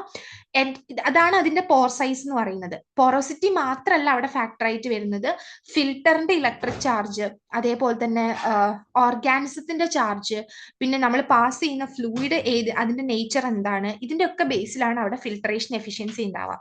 എത്രത്തോളം നന്നായിട്ടാണ് ഫിൽറ്റർ ചെയ്യുന്നത് എന്നുള്ളത് ഡിപ്പെൻഡ് ചെയ്യുന്നത് ആ ഫിൽറ്റർ പേപ്പറിന്റെ പോർ സൈസ് മാത്രമല്ല, ഫിൽറ്ററിന്റെ ചാർജും, മൈക്രോ ഓർഗാനിസത്തിന്റെ ചാർജ്, ഫ്ലൂയിഡ് നമ്മൾ പാസ് ചെയ്യുന്ന ഫ്ലൂയിഡിന്റെ നേച്ചർ, അതൊക്കെ ഡിപ്പെൻഡ് ചെയ്യും. ഓക്കെ, അപ്പൊ ഇതാണ് ഡിഫറെന്റ് ടൈപ്സ് ഓഫ് ഫിൽറ്റേഴ്സ്. പിന്നെ ഒരു ന്യൂ ടൈപ്പ് ഓഫ് ഫിൽറ്റർ ആണ് മെംബ്രെയിൻ ഫിൽറ്റർ എന്ന് പറയുന്നത്. അത് സെല്ലുലോസിക് എസ്റ്റേഴ്സ് വെച്ചിട്ടാണ് ആ മെംബ്രെയിൻ ഫിൽറ്റർ ഉണ്ടാക്കിയിട്ടുള്ളത്. അതിന്റെ തിക്നെസ് വരുന്നത് 140 μm ആണ്. അതിൽ കുറെ പോഴ്സ് ഉണ്ട്. അപ്പൊ ഈ ഫിൽറ്റേഴ്സ് ഭയങ്കര തിന്നാണ്, 0.1 mm മാത്രമൊക്കെയാണ് അതിന്റെ പോർ സൈസ് വരുന്നുണ്ടാവാം. പിന്നെ ബാക്ടീരിയനെ റിമൂവ് ചെയ്യാൻ യൂസ് ചെയ്യുന്ന പോർ സൈസ് എന്ന് പറയുന്നത് 0.22 and 0.45 μm ബിറ്റ്വീൻ ആയിട്ടുള്ളതാണ്. പിന്നെ വെരി സ്മോൾ ഓർഗാനിസം ആയിട്ടുള്ള സ്പൈറോകീറ്റ്സ്, അതേപോലെ തന്നെ മൈക്രോപ്ലാസ്മയൊക്കെ അതിന് ഇതിലൂടെ പാസ് ചെയ്യാൻ പറ്റുന്നുണ്ടാകും, ഈ ഒരു സെയിം ഇതിലൂടെ തന്നെ. പിന്നെ വൈറസും കുറച്ചും കൂടെ ലാർജർ ആയിട്ടുള്ളവരാണെന്നുണ്ടെങ്കിൽ നമ്മൾ 0.01 μm ആണ് പോർ സൈസ് യൂസ് ചെയ്യുന്നുണ്ടാവാം. സോ ഇത് സെല്ലുലോസിക് എസ്റ്റേഴ്സ് വെച്ചിട്ട് ഉണ്ടാക്കുന്ന ഫിൽറ്റർ ആണ് മെംബ്രെയിൻ ഫിൽറ്റേഴ്സ്. മോസ്റ്റ്ലി അതിന്റെ തിക്നെസ് വരുന്നത് 150 μm ആണ്. പക്ഷെ നമ്മൾ ഓരോ മൈക്രോ ഓർഗാനിസത്തിനനുസരിച്ച് പോർ സൈസും ഉള്ള ഫിൽറ്റേഴ്സാണ് യൂസ് ചെയ്യാം. അപ്പോൾ ബാക്ടീരിയാസ്, സ്പൈറോകീറ്റ്സ്, മൈക്കോപ്ലാസ്മയൊക്കെയാണ് 0.2 to 0.45 ബിറ്റ്വീൻ ആയിട്ടാണ്. പിന്നെ വൈറസ് കുറച്ചും കൂടെ ലാർജർ ആയിട്ടുള്ളവർ വരുമ്പം 0.01 പോൾ സൈസ് കുറച്ചും കൂടെ കുറയ്ക്കണം. ഓക്കെ, അപ്പോൾ നമുക്ക് ലാർജർ ആയിട്ടുള്ളതാണെ പോൾ സൈസ് കുറയ്ക്കണം, സ്മോളർ ആയിട്ടുള്ളതാണെ പോൾ സൈസ് കൂട്ടണം. സോറി, ജസ്റ്റ് ഓപ്പോസിറ്റ് ആണ് കേട്ടോ. 0.22 to 0.45 ബാക്ടീരിയയ്ക്കും, അതേപോലെ തന്നെ വൈറസിന് 0.01. ഓക്കെ, അടുത്തതായിട്ട് വരുന്ന very important type of filter ആണ് HEPA filters. HEPA filters mainly നമുക്ക് കാണാൻ പറ്റുന്നുണ്ടാവുക ലാമിനാർ എയർ ഫ്ലോയിലാണ്. നമ്മളിപ്പോൾ UV ലൈറ്റിന്റെ കാര്യം പറഞ്ഞപ്പോൾ പറഞ്ഞു, ഇതാണ് laminar air flow. Laminar air ഫ്ലോയിൽ നമുക്ക് കാണുന്ന ഒരു ഫിൽട്ടർ ആണ് ഹെപ്പ ഫിൽട്ടേഴ്സ്. ഹെപ്പ ഫിൽട്ടേഴ്സിന്റെ ഫുൾ ഫോം എന്ന് പറയുന്നത് high efficiency particulate air filters ആണ്. ഓൾമോസ്റ്റ് 99.9% ഓഫ് ദ പാർട്ടിക്കിൾസിനെ അവർക്ക് ഒഴിവാക്കാൻ മീൻസ് ഫിൽട്ടർ ചെയ്ത് കളയാൻ പറ്റും. ബട്ട് അവരുടെ സൈസ് എന്ന് പറയുന്നത് 0.3 μm കൂടുതലുള്ള പാർട്ടിക്കിൾസ് ആയിരിക്കണം. സോ 99.9% പാർട്ടിക്കിൾസിനെ 0.3 μm ലാർജർ സൈസുള്ള എല്ലാ 99.9 മീൻസ് അത്രയും അവർക്ക് റിമൂവ് ചെയ്യാൻ വേണ്ടിയിട്ട് പറ്റും. നമ്മളിപ്പോൾ ലാമിനാർ എയർ ഫ്ലോയിൽ വെച്ചാൽ സെൽ കൾച്ചറിങ് ചെയ്യുന്ന അതിനകത്ത് നമ്മൾ ഹെപ്പ ഫിൽട്ടേഴ്സ് വെച്ചിട്ടുണ്ട്. അപ്പൊ എയർ എന്താ ചെയ്യുന്നുണ്ടാവുക, ഫസ്റ്റ് ഇതേപോലെ ഹെപ്പ ഫിൽട്ടറിൽ കൂടെ പാസ് ചെയ്യും. സോ ഹെപ്പ ഫിൽട്ടേഴ്സ് കൂടെ പാസ് ചെയ്തിട്ട് തിരിച്ച് നമ്മുടെ ആ ഒരു എയർ ക്യാബിനറ്റിനകത്തേക്ക് വരുന്ന air completely micro organism free ആയിരിക്കും. ഓക്കെ, അപ്പം മാത്രമല്ല നമുക്കും അവിടെ വർക്ക് ചെയ്യുന്ന ഒരു എന്താ പറയാ വർക്കറിനാണെന്നുണ്ടെങ്കിലും ആളുടെ അടുത്തേക്ക് കിട്ടുന്ന എയർ എന്ന് പറയുന്നത് അത്രയും പ്യൂരിഫൈഡ് ആയിട്ടുള്ള എയർ ആയിരിക്കും. മൈക്രോ ഓർഗാനിസം ഒന്നും ഇല്ലാതെ ഉള്ള എയർ ആയിരിക്കും. മാത്രമല്ല അത് ചെയ്യുന്ന റൂമിലും നമുക്ക് ഫ്രഷ് എയർ വേണം. സോ അതിന് വേണ്ടിയിട്ടാണ് എന്തായാലും നമ്മൾ സെൽ കൾച്ചറിങ് ചെയ്യുന്ന സമയത്ത് മൈക്രോ ഓർഗാനിസത്തിന്റെ കണ്ടാമിനേഷൻ ഉണ്ടാവും ആ റൂമിൽ. സോ ഒന്നാമത്തത് നമുക്ക് മെയിൻ ആയിട്ട് ആ cabinet completely micro organism free ആയിട്ടുള്ള എയർ കിട്ടാൻ വേണ്ടിയിട്ടും അവിടെ വർക്ക് ചെയ്യുന്ന ഒരാൾക്ക് മൈക്രോ ഓർഗാനിസം ഫ്രീ എയർ ശ്വസിക്കാൻ വേണ്ടിയിട്ടും ആ റൂം കണ്ടാമിനേറ്റഡ് ആവാതിരിക്കാനും വേണ്ടിയിട്ടാണ് നമ്മൾ ഹെപ്പ ഫിൽട്ടേഴ്സ് അവിടെ യൂസ് ചെയ്യുന്നത്. ഹെപ്പ ഫിൽട്ടേഴ്സ് മെയിൻലി ഉണ്ടാക്കിയിട്ടുള്ളത് ഇതേപോലെ ആയിരിക്കും ഹെപ്പ ഫിൽട്ടർ കാണുക. അപ്പൊ ഇത് മെയിൻലി ഉണ്ടാക്കിയിട്ടുള്ളത് ഫൈൻ ഫൈബർ ഗ്ലാസസ് അല്ലെങ്കിൽ സിന്തറ്റിക് ഫൈബേഴ്സ് വെച്ചിട്ടാണ്. ഈ ഒരു രീതിക്ക് ഒരു മാറ്റ് പോലെയുള്ള അറേഞ്ച്മെന്റ് ആണ്. ഓക്കെ, അപ്പൊ ഇത് ഭയങ്കര പ്ലീറ്റഡ് ആയിട്ടാണ് നമുക്ക് കാണാൻ പറ്റും. ഇതേപോലെ ഭയങ്കര പ്ലീറ്റ്സ് ആയിട്ടാണ് കാണാൻ പറ്റുന്നുണ്ടാവുക. അതെന്തിനു വേണ്ടിയിട്ടാന്ന് വെച്ചാൽ കൂടുതൽ സർഫസ് ഏരിയ കൂട്ടാൻ വേണ്ടിയിട്ടാണ്. പ്ലീറ്റിംഗ് കൊടുക്കുമ്പോൾ കുറച്ചും കൂടെ ഏരിയ നമുക്ക് കൂടുതൽ കിട്ടും. അപ്പം കൂടുതൽ എയർ പാസ് ചെയ്യാൻ പറ്റും, ഫിൽട്രേഷൻ എഫിഷ്യൻസി കുറയില്ല. ഓക്കെ, പിന്നെ ഇത് നമ്മളൊരു റിജിഡ് ഫ്രെയിമിൽ ലോക്ക് ചെയ്തിട്ടായിരിക്കും വെക്കുന്നുണ്ടാവുക. അലൂമിനിയം വെച്ചിട്ടോ അല്ലെങ്കിൽ സ്റ്റെയിൻലെസ് സ്റ്റീലോ പ്ലാസ്റ്റിക്കോ വെച്ചിട്ടുള്ളത്. എന്നിട്ട് കറക്റ്റ് ആയിട്ട് ഇതിലൊരു റബ്ബർ ഗാഡ്ജറ്റ് ഉണ്ട്, എഡ്ജ് സീൽ ചെയ്യുന്ന ഇവിടെയായിട്ട് റബ്ബർ ഗാഡ്ജറ്റ്സ് ഉണ്ട്. ഇങ്ങനെ ഒരു അറേഞ്ച്മെന്റ് ആണ് ഹെപ്പ ഫിൽട്ടറിന് ഉണ്ടാവുന്നുണ്ടാവുക. ഓക്കെ, ഇനി ഇതിലൂടെ മെയിൻ ആയിട്ട് നടക്കുന്നതെന്ന് വെച്ചാൽ നമ്മൾ ഇതിലൂടെ എയർ ഇതിൽ ഫുൾ കണ്ടാമിനേറ്റഡ് ആയിട്ടുള്ള എയർ ആയിരിക്കും ഹെപ്പ ഫിൽട്ടറിലേക്ക് എത്തുന്നുണ്ടാവുക. ഫസ്റ്റ് എന്ത് ചെയ്യും, ലാർജർ പാർട്ടിക്കിൾസിനെ ട്രാപ്പ് ചെയ്യും, ദെൻ സ്മോളർ പാർട്ടിക്കിൾസിനെ ട്രാപ്പ് ചെയ്യും, പിന്നെ സ്മോളർ പാർട്ടിക്കിൾസിന്റെ മൂവ്മെന്റ് സ്റ്റോപ്പ് ചെയ്യും. അങ്ങനെ കംപ്ലീറ്റ്ലി ഓരോ എല്ലാത്തിനെയും ട്രാപ്പ് ചെയ്തിട്ടാണ് പോകുന്നത്. ഇവിടെ നമുക്ക് 3 സ്റ്റെപ്പ് വരുന്നുണ്ട്. 3 സ്റ്റെപ്പ് മീൻസ് 3 കാര്യങ്ങൾ വരുന്നുണ്ട് ഇവിടെ. ഹെപ്പ ഫിൽട്ടർ മെയിൻ ആയിട്ട് ഞാൻ പറഞ്ഞ ഒരു ഡെൻസ് മാറ്റ് പോലെയാണ്. ഡസ്റ്റ് ആയിക്കോട്ടെ, ബാക്ടീരിയ ആയിക്കോട്ടെ, വേറെ മൈക്രോ ഓർഗാനിസം ആയിക്കോട്ടെ, ഫംഗസിന്റെ സ്പോർ ആയിരിക്കോട്ടെ, ഇതിനെല്ലാം ട്രാപ്പ് ചെയ്യാൻ പറ്റും. മൈക്രോ ഓർഗാനിസത്തിനെ അവർ കില്ല് ചെയ്യല്ല ചെയ്യുന്നത്, മൈക്രോ ഓർഗാനിസത്തിനെ അതിനുള്ളിൽ ഇങ്ങനെ ട്രാപ്പ് ചെയ്ത് വെക്കുക ചെയ്യുന്നത്. ഓക്കെ, അതേപോലെ ഇവിടെ നടക്കുന്ന 3 മെയിൻ മെക്കാനിസംസ് ഒന്ന് ഇന്റർസെപ്ഷൻ ആണ്. ഇന്റർസെപ്ഷൻ എന്ന് പറഞ്ഞാൽ ഇപ്പൊ മീഡിയം സൈസുള്ള പാർട്ടിക്കിൾസ്, ഇതിപ്പോ നമുക്ക് ഫിൽട്ടറിൽ കൂടെ പാസ് ചെയ്യുന്നത് ഒരു മീഡിയം സൈസുള്ള പാർട്ടിക്കിൾ ആണെന്നുണ്ടെങ്കിൽ എയറിന്റെ ഫ്ലോ ഏത് ഡയറക്ഷനിലാണോ അതേ ഡയറക്ഷനിലായിരിക്കും ആ മീഡിയം സൈസ്ഡ് പാർട്ടിക്കിളിന്റെ മൂവ്മെന്റ്. എയർ ഇപ്പൊ ഇങ്ങനെയാണ് പോകുന്നതെങ്കിൽ അതേപോലെയാണ് ആ പാർട്ടിക്കിൾ മൂവ് ചെയ്യുക, മീഡിയം സൈസ്. അങ്ങനെ അവർ എയർ പോകുന്ന അതേ ഡയറക്ഷനിൽ പോയി എന്ത് ചെയ്യും, ഈ നമ്മളെ ഹെപ്പ ഫിൽട്ടറിന്റെ ആ ഒരു ഫൈബറിൽ എത്തുന്ന സമയത്ത് അതിനോട് സ്റ്റിക്ക് ചെയ്ത് അതിനുള്ളിൽ ട്രാപ്പ് ആവും. അതാണ് ഇന്റർസെപ്ഷൻ. അത് മീഡിയം പാർട്ടിക്കിൾസിന്റെ കേസാണ്. ഇമ്പാക്ഷൻ എന്ന് പറയുന്നത് ഭയങ്കര ലാർജ് പാർട്ടിക്കിൾസിന്റെ കേസാണ്. ഭയങ്കര വെയിറ്റ് കൂടുതലും ഇനേർഷ്യ കൂടുതലും ഉള്ള പാർട്ടിക്കിൾസിന്റെ കേസ് എടുക്കുന്ന സമയത്ത് അവരുടെ വെയിറ്റ് കാരണം എയർ പോകുന്ന ഡയറക്ഷനിൽ അവർക്ക് പോകാൻ പറ്റില്ല. ഈ റെഡ് കളറിൽ കാണിച്ചിട്ടുള്ളതാണ് എയർ പോകുന്ന ഡയറക്ഷൻ. അവർ പോകുന്നുണ്ടാവുക സ്ട്രെയിറ്റ് ആയിട്ടായിരിക്കും. ഓക്കെ, അവർ സ്ട്രെയിറ്റ് ആയിട്ട് പോയിട്ട് ഈ ഫൈബറിൽ പോയിട്ട് ടച്ച് ചെയ്യുന്ന സമയത്ത്, സ്ട്രൈക്ക് ചെയ്യുന്ന സമയത്ത് ഫൈബറിന്റെ ഉള്ളിൽ ട്രാപ്ഡ് ആവുകയായിരിക്കും ചെയ്യുന്നുണ്ടാവുക. അടുത്തത് ഡിഫ്യൂഷൻ ആണ്. വളരെ ടൈനി പാർട്ടിക്കിൾസ്, കുഞ്ഞി പാർട്ടിക്കിൾസ്, ഈവൻ ഡസ്റ്റ് ആയിരിക്കും. അവരുടെ മൂവ്മെന്റ് എന്ന് പറഞ്ഞാൽ ബ്രൗണിയൻ മോഷൻ ആയിരിക്കും, റാൻഡം ആയിട്ടുള്ള മൂവ്മെന്റ് ആയിരിക്കും. സ്ട്രെയിറ്റ് ആയിട്ടൊന്നും പോവാതെ സിക്സ് ആക്ക് പാറ്റേൺസിൽ റാൻഡം ആയിട്ടുള്ള മൂവ്മെന്റ് ആയിരിക്കും. അപ്പൊ ആ റാൻഡം മൂവ്മെന്റ് കാരണം പാർട്ടിക്കിൾസ് ഫിൽട്ടർ ഫൈബേഴ്സിൽ ഹിറ്റ് ചെയ്തിട്ട് അങ്ങനെയാണ് നമ്മൾ ലാർജ് പാർട്ടിക്കിൾസും മീഡിയം സൈസ്ഡ് പാർട്ടിക്കിൾസും സ്മോളർ പാർട്ടിക്കിൾസും എല്ലാം ഇതിനകത്ത് ട്രാപ്ഡ് ആയിട്ട് പോകുന്നത്. ഓക്കെ, സോ അതാണ്. അപ്പൊ മെയിൻലി നമ്മൾ ഇത് യൂസ് ചെയ്യുന്നുണ്ടാവുക ലാമിനാർ എയർ ഫ്ലോയിലാണ്, നമ്മൾ സെൽ കൾച്ചർ ചെയ്യുന്ന അവിടെ. അപ്പൊ ഇതില് ഇതാണ് സെൽ കൾച്ചർ. ഇപ്പൊ സെൽ കൾച്ചർ റൂം എന്ന് പറയുന്നത് ചിലപ്പോൾ നന്നായിട്ട് കണ്ടാമിനേഷൻ വരും, കാരണം നമ്മൾ മൈക്രോ ഓർഗാനിസത്തിനെയാണ് അവിടെ കൾച്ചർ ചെയ്യുന്നത്. സോ ആ ഒരു ഏരിയ എന്ന് പറയുന്നത് കംപ്ലീറ്റ്ലി നമുക്ക് ഫ്രീ ഓഫ് മൈക്രോ ഓർഗാനിസം ആയിരിക്കണം. ഇതിനുള്ളിലുള്ള ഏരിയ നമുക്ക് ഇവിടെ എവിടെയെങ്കിലും ആയിട്ടായിരിക്കും ഹെപ്പ ഫിൽട്ടർ ഉണ്ടാവുന്നുണ്ടാവുക. ആ ഫിൽട്ടർ എന്ന് പറയുന്നത് ഇപ്പം ഈ റൂമിന്റെ ഒക്കെ അവിടെ ആയിട്ടായിരിക്കും ഹെപ്പ ഫിൽട്ടേഴ്സ് ഉണ്ടാവുക. ആ ഹെപ്പ ഫിൽട്ടർ എന്തൊരു മൈക്രോ ഓർഗാനിസം, ഡേർട്ടോ ഡസ്റ്റോ എന്തുണ്ടെങ്കിലും അതിനെ ട്രാപ്പ് ചെയ്യും. മൊത്തത്തിൽ ആ സെൽ കൾച്ചർ റൂമും അവിടെ ഇരിക്കുന്ന ആളെയും വർക്കറിനെയും അതേപോലെ തന്നെ നമ്മുടെ ഈ ഒരു ഇന്റേണൽ ഏരിയയും കംപ്ലീറ്റ്ലി എന്തായിരിക്കും, സേഫ് ആക്കി വെക്കും മൈക്രോ ഓർഗാനിസം ഇല്ലാതെ. പിന്നെ കൂടെ നമ്മൾ UV റേസും യൂസ് ചെയ്യുന്നുണ്ട്, UV ലൈറ്റ്. ഓക്കെ, അപ്പൊ അതാണ് ഹെപ്പ ഫിൽട്ടേഴ്സിന്റെ കാര്യം. ഓക്കെ, അടുത്തതായിട്ട് ഹൈ പ്രഷർ ആണ് കേട്ടോ. അപ്പൊ നമ്മൾ ഹൈ പ്രഷർ ഉപയോഗിച്ചിട്ട് എങ്ങനെയാണ് സ്റ്റെറിലൈസേഷൻ എന്നുള്ളത് നോക്കാം. ഹൈ പ്രഷർ നമ്മൾ മെയിൻലി ലിക്വിഡ് സസ്പെൻഷൻ ആണ് കൊടുക്കുന്നുണ്ടാവാം. ലിക്വിഡ് ആയിട്ടുള്ള മീഡിയത്തിന് നമ്മൾ പ്രഷർ, നല്ല ഹൈ പ്രഷർ കൊടുക്കുന്ന സമയത്ത് ആ ഒരു മൈക്രോ ഓർഗാനിസത്തിന്റെ ബോഡിയിലുള്ള പ്രോട്ടീൻസിന്റെയും കാർബോഹൈഡ്രേറ്റിന്റെയും മോളിക്കുലർ സ്ട്രക്ചർ കംപ്ലീറ്റ്ലി ചേഞ്ച് ആവും. അപ്പൊ അത് സ്ട്രക്ചർ ചേഞ്ച് ആയ പിന്നെ കംപ്ലീറ്റ്ലി അത് ഇനാക്ടിവേറ്റഡ് ആകും. എൻഡോസ്പോർസ് ഹൈ പ്രഷർ കൊടുത്താലും ആവാൻ ചാൻസ് ഇല്ല, ഡിസ്ട്രോയിഡ് ആവാൻ ചാൻസ് ഇല്ല. സോ മെയിൻലി നമ്മൾ ഹൈ പ്രഷർ കൊടുക്കുന്നത് ഫുഡ് ഇൻഡസ്ട്രിയിലാണ്. അപ്പൊ നമ്മൾ ഫ്രൂട്ട് ജ്യൂസ് ഒക്കെ ഉണ്ടാക്കുന്ന സമയത്ത് അത് ഹൈ പ്രഷറിലാണ് നമ്മൾ സീൽ ചെയ്യുക. അതെന്താന്ന് വെച്ചാൽ നാച്ചുറൽ കളറും ഫ്ലേവറും ന്യൂട്രീഷണൽ വാല്യൂം പ്രിസർവ് ചെയ്തുകൊണ്ട് അതിനകത്തുള്ള മൈക്രോ ഓർഗാനിസം ഉണ്ടെങ്കിൽ ഡിസ്ട്രോയിഡ് ആവാൻ വേണ്ടിയിട്ടാണ്. അപ്പൊ നമ്മൾ fresh fruit juices, milk, sauces ഒക്കെ ഫസ്റ്റ് നമ്മൾ ബോട്ടിൽസിലാക്കിയിട്ട് ഇതേപോലൊരു ഹൈ പ്രഷർ കൊടുക്കുന്ന ഒരു ഇൻസ്ട്രുമെന്റ് ഉണ്ടാകും. ആ ഒരു സ്ട്രോങ് സ്റ്റീൽ പ്രഷർ വെസലിലേക്ക്, പ്രഷർ ചേംബർ ആണ് ഇത്, അതിലേക്ക് പാസ് ചെയ്യിപ്പിക്കും. ചേംബറിൽ കംപ്ലീറ്റ്ലി വാട്ടർ ഉണ്ടാകും. അതാണ് ആക്ച്വലി ആ ഒരു പ്രഷർ ട്രാൻസ്മിറ്റിംഗ് മീഡിയം എന്ന് പറയുന്നത്. ഹൈ പ്രഷർ പമ്പ് ഉണ്ടാവും. ആ പമ്പ് വെച്ച് ഓൾമോസ്റ്റ് കൊടുക്കുന്ന പ്രഷർ എന്ന് പറഞ്ഞാൽ 300 to 600 MPa ആണ്. ആ പ്രഷർ കൊടുക്കുമ്പോൾ തന്നെ മൈക്രോ ഓർഗാനിസത്തിന്റെ പ്രോട്ടീൻ, DNA എല്ലാം ഡിസ്ട്രോയിഡ് ആകും. സോ അങ്ങനെ മൈക്രോ ഓർഗാനിസംസ് എല്ലാം ഉണ്ടെങ്കിൽ ഡിസ്ട്രോയിഡ് ആയിട്ട് നമുക്ക് ഫൈനലി കിട്ടുന്ന product free of micro organism ആയിരിക്കും. അപ്പൊ ഇതാണ് ഹൈ പ്രഷർ. അപ്പൊ ഹൈ പ്രഷർ ചെയ്യുന്നതാണ് ഈ ഒരു ഇൻസ്ട്രുമെന്റ്. അതിനകത്ത് ഹൈ പ്രഷർ കൊടുക്കാൻ വേണ്ടിയിട്ട് പമ്പ് ഉണ്ട്. ഓൾമോസ്റ്റ് ഈ ഒരു പ്രഷറിലാണ് നമ്മൾ ഇതിനെ മോസ്റ്റ്ലി ഫുഡ് പ്രിസർവേഷൻ ആണ് യൂസ് ചെയ്യുക, ഫുഡ് പാക്കേജിങ്ങിൽ. അടുത്തതായിട്ട് വരുന്നതാണ് ഡെസിക്കേഷൻ. നമ്മൾ ഓൾറെഡി സ്റ്റാർട്ടിങ്ങിൽ പറഞ്ഞിട്ടുണ്ടായിരുന്നു തോന്നല്ലേ ഡെസിക്കേഷൻ.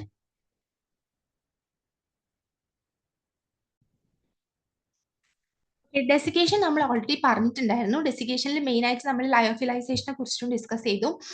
പക്ഷെ ഡെസിക്കേഷനോട് പല ഓർഗാനിസം റെസിസ്റ്റന്റ് ആണ്, പലവരും സെൻസിറ്റീവ് ആണ്. ഗൊണേറിയ ബാക്ടീരിയം ഒക്കെ എന്താ പറയാ, നമ്മൾ ഡെസിക്കേഷൻ എന്ന് പറഞ്ഞാൽ അവരുടെ വാട്ടർ കണ്ടന്റ് റിമൂവ് ചെയ്യാണ്. അപ്പൊ വാട്ടർ കണ്ടന്റ് റിമൂവ് ചെയ്താലും 1 hour വരെ ഗൊണേറിയ ബാക്ടീരിയക്കൊക്കെ വിത്ത്സ്റ്റാൻഡ് ചെയ്ത് നിൽക്കാൻ പറ്റും. ട്യൂബർക്കുലോസിസ് ബാക്ടീരിയ ആണെങ്കിൽ സെവറൽ മന്ത്സ് വാട്ടർ ഇല്ലാതെ അവർക്ക് പറ്റും. വൈറസസ് ഓൾമോസ്റ്റ് എന്താ പറയാ, ഡ്രൈ ചെയ്താലും നോ പ്രോബ്ലം, അവർക്ക് സർവൈവ് ചെയ്യാൻ പറ്റും. ബാക്ടീരിയൽ എൻഡോസ്പോർട്സും അതേപോലെ തന്നെ റെസിസ്റ്റന്റ് ആണ്. ഓക്കെ, അപ്പോൾ ഏറ്റവും കൂടുതൽ റെസിസ്റ്റന്റ് ആയിട്ട് ബാക്ടീരിയൽ എൻഡോസ്പോർട്സ് ആണ്, പിന്നെ viruses, tuberculosis bacterium, then gonorrhoea bacterium. Gram negative ആയിട്ടുള്ള ഗോണോകോക്കസ്, മെനിഞ്ചോകോക്കസ് ഒക്കെ വളരെ സെൻസിറ്റീവ് ആണ്. അവർക്ക് ഒട്ടും വാട്ടർ ഇല്ലാതെ പറ്റൂല, പെട്ടെന്ന് തന്നെ അവർ കില്ലാകും. ഓക്കെ, ഇത് വളരെ ഇമ്പോർട്ടന്റ് ആണ്. ഹോസ്പിറ്റൽസിൽ നമ്മൾ mainly dried materials, dust, clothing, bedding, dressings ഒക്കെ ഉണ്ടാവില്ലേ, അതിൽ ഇൻഫെക്ഷ്യസ് ആയിട്ടുള്ള മൈക്രോ ഓർഗാനിസംസ് ഉണ്ടാകും. സോ അതിന് എന്താണ്, അത് സ്റ്റിൽ ഇൻഫെക്ഷൻസ് കോസ് ചെയ്യാൻ ചാൻസ് ഉണ്ട്. അതാണ് മെയിൻ ആയിട്ട് ഇവിടെ പറയുന്നത്. കാരണം നമ്മൾ ഡ്രൈഡ് ആയിട്ടുള്ളതിലും പല ഇൻഫെക്ഷ്യസ് ആയിട്ടുള്ളത് ഉണ്ടാകും, ഡ്രൈഡ് ആയിട്ടുള്ള മ്യൂക്കസ്, യൂറിൻ, അങ്ങനത്തെ കാര്യങ്ങൾ. അതാണ് പറയുന്നത്. അടുത്തതായിട്ടാണ് ഓസ്മോട്ടിക് പ്രഷർ. ഓസ്മോട്ടിക് പ്രഷർ ഉപയോഗിച്ചിട്ട് എങ്ങനെയാണ് സ്റ്റെറിലൈസേഷൻ എന്നുള്ളത് നോക്കാം. നമ്മളിപ്പം ഒരു മീഡിയത്തിനകത്ത് ഷുഗർ അല്ലെങ്കിൽ സോൾട്ട് കൂട്ടുന്ന സമയത്ത് എന്ന് വെച്ചാൽ high concentration of salt or sugar കൊടുക്കുന്ന സമയത്ത് അവിടെ നമ്മളെ എൻവയോൺമെന്റ് ഹൈപ്പർ ഓസ്മോട്ടിക് ആയിട്ട് മാറും, ഹൈപ്പർ ടോണിക് ആയിട്ട് മാറും. എന്ന് വെച്ചാൽ ഇപ്പൊ നമ്മൾ ഹൈ എമൗണ്ടിൽ സോൾട്ട് കൊടുക്കുകയാണ്, അല്ലെങ്കിൽ ഹൈ എമൗണ്ടിൽ നമ്മളിപ്പം മെയിൻ ആയിട്ടൊരു ടെക്നിക്ക് ഇതിൽ പറയാനുള്ളത് ഉണക്ക മീന് നമ്മൾ നന്നായിട്ട് സോൾട്ട് ആഡ് ചെയ്യും. സോൾട്ട് ആഡ് ചെയ്യുമ്പോൾ എന്താ സംഭവിക്കുന്നുണ്ടാവുക, ബാക്ടീരിയയുടെ ബോഡിക്കകത്തുള്ള വാട്ടർ എല്ലാം പുറത്തേക്ക് മൂവ് ചെയ്യും ഓസ്മോസിസ് എന്ന് പറയുന്ന പ്രോസസ്സ് വഴി. അപ്പോൾ കാരണം എന്താണെന്ന് വെച്ചാൽ നമ്മൾ സറൗണ്ടിങ് എൻവയോൺമെന്റിലും ഒരുപാട് സൊല്യൂട്ടാണ് ആഡ് ചെയ്തത്. സോൾട്ട് എന്ന് പറയുന്നത് സൊല്യൂട്ടാണ്. അപ്പോൾ സോൾട്ടിന്റെ കോൺസെൻട്രേഷൻ ഇവിടെ കൂടുതലാണ്, വാട്ടർ കോൺസെൻട്രേഷൻ കുറവാണ്. അപ്പോൾ പുറത്ത് വാട്ടറിന്റെ കോൺസെൻട്രേഷൻ കുറവായതുകൊണ്ട് ഉള്ളിൽ നിന്ന് വാട്ടർ പുറത്തേക്ക് വരും from a region of higher concentration to the lower one. അപ്പൊ അതാണ് അവിടെ നടക്കുന്നത്. സോ ഹൈ സോൾട്ട് അല്ലെങ്കിൽ ഷുഗർ കൊടുത്തു കഴിഞ്ഞാൽ വാട്ടർ ബാക്ടീരിയൽ സെല്ലിൽ നിന്ന് പുറത്തേക്ക് വരും. റിവേഴ്സ് പ്രോസസ്സും നടക്കും. എന്ന് വെച്ചാൽ അവിടെ എന്താണ് തിരിച്ച് വാട്ടർ അകത്തേക്ക് കയറുന്നതും. അപ്പൊ പുറത്തേക്ക് വാട്ടർ റിലീസ് ചെയ്യുന്നതിന് നമ്മൾ പറയുന്നത് പ്ലാസ്മോളിസിസ് എന്നാണ്, പ്ലാസ്മോലൈസിസ്. ദെൻ ഉള്ളോട്ട് വാട്ടർ കയറുന്നതിന് നമ്മൾ പ്ലാസ്മറ്റോലൈസിസ് എന്ന് പറയും. അതെന്ന് വെച്ചാൽ മൈക്രോബിന്റെ ബോഡിയിലുള്ള വാട്ടർ എല്ലാം പുറത്തേക്ക് റിലീസ്ഡ് ആയി കഴിഞ്ഞു കഴിഞ്ഞാൽ ബാക്ടീരിയ ഇങ്ങനെ ചുരുങ്ങിപ്പോവും, ഷ്രിങ്ക് ആയിപ്പോവും. പക്ഷേ ഉള്ളോട്ട് വാട്ടർ കയറി അത് ഇങ്ങനെ ബൾജ് ചെയ്ത് ചിലപ്പം ബ്രേക്ക് ആവാൻ ചാൻസ് ഉണ്ടാവും. അപ്പൊ ഉള്ളോട്ടേക്ക് വെള്ളം കയറി കഴിഞ്ഞാൽ അത് ഇങ്ങനെ വാട്ടർ ബിൽഡപ്പ് ചെയ്ത് അവിടെ ഉണ്ടാകുന്ന പ്രഷറിനെയാണ് ഓസ്മോട്ടിക് പ്രഷർ എന്ന് പറയുന്നത്. അതേപോലെ ഞാൻ പറഞ്ഞു സോൾട്ട് കോൺസെൻട്രേഷൻ കൂടുമ്പോൾ ബാക്ടീരിയന്റെ ബോഡിയിൽ നിന്ന് പുറത്തേക്കാണ് വാട്ടർ റിലീസ് ചെയ്യും. അതിനെയാണ് നമ്മൾ പ്ലാസ്മോലൈസിസ് എന്ന് പറയുന്നത്. പ്ലാസ്മോലൈസിന് ഓട്ടോമാറ്റിക്കലി മൈക്രോബിയൽ ഡെത്ത് ആണ് ഉണ്ടാക്കുന്നുണ്ടാവുക. സോ ഇതൊരു മറ്റൊരു മെത്തേഡാണ് ഓസ്മോട്ടിക് പ്രഷർ എന്നുള്ളത്. ഓക്കെ, ഹൈ സോൾട്ട് അല്ലെങ്കിൽ ഷുഗർ കോൺസെൻട്രേഷൻ കൊടുത്തിട്ട് ബോഡിയുടെ ഉള്ളിലുള്ള വാട്ടറിനെ പുറത്തേക്ക് റിലീസ് ആക്കിപ്പിച്ചിട്ട് മൈക്രോബ്സിനെ കില്ല് ചെയ്യാം. ചില ഹാലോഫിലിക് ആയിട്ടുള്ളവരുണ്ട്, സോൾട്ട് ലവിങ് എന്ന് പറയും. ഹൈ സോൾട്ട് കോൺസെൻട്രേഷനിലും വിത്ത്സ്റ്റാൻഡ് ചെയ്യാൻ പറ്റുന്നവര്, അവരെയൊന്നും നമുക്ക് എന്ത് ചെയ്യാൻ പറ്റില്ല, ഇങ്ങനെ കില്ല് ചെയ്യാൻ പറ്റില്ല. ഓക്കെ, അപ്പൊ ഇത്രയാണ് ഓസ്മോട്ടിക് പ്രഷർ. ലാസ്റ്റ് ആണ് ടിൻഡലൈസേഷൻ. എല്ലാത്തിന്റെയും മെയിൻ പോയിന്റ്സ് മാത്രം നോട്ട് ചെയ്താൽ മതി. ഡീറ്റെയിൽ ആയിട്ട് ഞാൻ പറയുന്നത് എന്താണെന്ന് വെച്ചാൽ നിങ്ങൾക്കൊന്ന് മനസ്സിലായിക്കോട്ടെ, മനസ്സിലായി കഴിഞ്ഞിട്ട് നിങ്ങൾക്കായിട്ട് പോയിന്റ് എഴുതി വെക്കാലോ എന്നുള്ള രീതിക്കാണ് കേട്ടോ. ഓക്കെ, അടുത്തത് ടിൻഡലൈസേഷൻ ആണ്. ചില നമുക്കിപ്പോൾ ഞാൻ പറഞ്ഞു ഓട്ടോക്ലേവിംഗ് നല്ലൊരു മെത്തേഡ് ഓഫ് സ്റ്റെറിലൈസേഷൻ ആണ്. പല നമുക്ക് ലബോറട്ടറി എക്യുപ്മെന്റ്സും നമുക്ക് ഓട്ടോക്ലേവിൽ ഇതാക്കാൻ പറ്റും, സ്റ്റെറിലൈസ് ചെയ്യാൻ പറ്റും. പക്ഷേ ചില മെറ്റീരിയൽസിൽ ആ ഓട്ടോക്ലേവിന്റെ ടെമ്പറേച്ചർ വിത്ത്സ്റ്റാൻഡ് ചെയ്യാൻ പറ്റൂല. ഇപ്പൊ നമുക്ക് ചില ഗ്ലാസ് മെറ്റീരിയൽസ് ഒക്കെ ചിലപ്പോൾ ഓട്ടോക്ലേവിൽ വെച്ചാൽ ബ്രേക്ക് ആയി പോകാൻ ചാൻസ് ഉണ്ട്. പക്ഷേ എൻഡോസ്പോറിനൊക്കെ നമുക്ക് ഡിസ്ട്രോയ് ചെയ്യണേ ഓട്ടോക്ലേവിന് പകരമുള്ള ഒരു മെത്തേഡ് വേണം. അതിനു വേണ്ടി ഉപയോഗിക്കുന്നതാണ് ടിൻഡലൈസേഷൻ. ഹീറ്റിന് സർവൈവ് ചെയ്യാൻ പറ്റാത്തവർക്ക് വേണ്ടി ചെയ്യുന്നതാണ് ടിൻഡലൈസേഷൻ അഥവാ ഇന്റർമിറ്റന്റ് സ്റ്റെറിലൈസേഷൻ. ഇപ്പൊ ചില മൈക്രോബയോളജിക്കൽ മീഡിയ, സൊല്യൂഷൻ, കെമിക്കൽസ് ഒക്കെ നമുക്ക് 100 ഡിഗ്രിന് മേലെ കൊടുക്കാൻ പറ്റില്ല. പക്ഷെ ഓട്ടോക്ലേവിലാണ് അത് വെക്കുന്നതെങ്കിൽ അത് നമ്മൾ മോസ്റ്റ്ലി മീഡിയ സ്റ്റെറിലൈസേഷൻ ഒക്കെ നമ്മൾ ഓട്ടോക്ലേവ ഉപയോഗിക്കാം. പക്ഷെ എന്താണ് 121 ഡിഗ്രി സെൽഷ്യസ് വരെ അവിടെ ടെമ്പറേച്ചർ പോകും. പക്ഷെ ചില മീഡിയക്കും 100 ഡിഗ്രീന്റെ മേലെ ഒരിക്കലും ടെമ്പറേച്ചർ വിത്ത്സ്റ്റാൻഡ് ചെയ്യാൻ പറ്റൂല. പക്ഷേ ഇതേ ടെമ്പറേച്ചർ വരുന്ന സ്റ്റീം അവർക്ക് വിത്ത്സ്റ്റാൻഡ് ചെയ്യാൻ പറ്റും. എന്താണ് ഫ്രീ ഫ്ലോയിങ് സ്റ്റീം അവർക്ക് വിത്ത്സ്റ്റാൻഡ് ചെയ്യാൻ പറ്റും. സോ ഈ മെത്തേഡിൽ നമ്മൾ എന്താണ് ഒരു മെറ്റീരിയലിനെ 100 ഡിഗ്രിയിൽ ഒരു 3 ഡേയ്സ്, 3 സക്സസീവ് ആയിട്ടുള്ള 3 ദിവസം നമ്മൾ ഹീറ്റ് ചെയ്യാണ്. പക്ഷേ ഓരോ ഹീറ്റിങ്ങിലും നമ്മൾ ഒരു ഇൻക്യുബേഷൻ, ആദ്യത്തെ ഹീറ്റിംഗ് ചെയ്ത് കഴിഞ്ഞാൽ 3 ദിവസം നമ്മൾ കണ്ടിന്യൂസ് ആയിട്ട് ഹീറ്റ് ചെയ്യാണ്. ആദ്യത്തെ ദിവസം ഹീറ്റ് ചെയ്താൽ പിന്നെ ഒരു 24 hours ഇൻക്യുബേഷൻ പീരീഡ് കൊടുക്കും, എന്നിട്ടേ അടുത്ത ഹീറ്റിംഗ് ചെയ്യുള്ളൂ. അങ്ങനെ 3 വട്ടം ചെയ്യുന്ന സമയത്ത് കുഴപ്പമില്ല. ഓക്കെ, പിന്നെ ചില എൻഡോസ്പോറുകൾ ഉണ്ട്, അവരെ നമുക്ക് നശിപ്പിക്കാൻ ഭയങ്കര ബുദ്ധിമുട്ടാണ്. കാരണം ഇൻക്യുബേഷൻ ടൈമിനുള്ളിൽ അവർ ജെർമിനേറ്റ് ചെയ്യുകയാണെന്നുണ്ടെങ്കിൽ നമുക്ക് മനസ്സിലാക്കാം അവരെ ഡിസ്ട്രോയ് ചെയ്യാൻ പറ്റില്ല. പക്ഷെ ഇൻക്യുബേഷൻ പീരീഡിൽ അവർ പിന്നെ വളർന്നു വന്നിട്ടില്ല എന്നുണ്ടെങ്കിൽ ഓക്കെ, അവരെ നമുക്ക് ഡിസ്ട്രോയ് ചെയ്യാൻ പറ്റുമെന്ന് മനസ്സിലാക്കാം. അപ്പൊ ടിൻഡലൈസേഷൻ ഇത്രയുള്ളൂ. നമ്മൾ സ്റ്റീം ആണ് കൊടുക്കുന്നത്.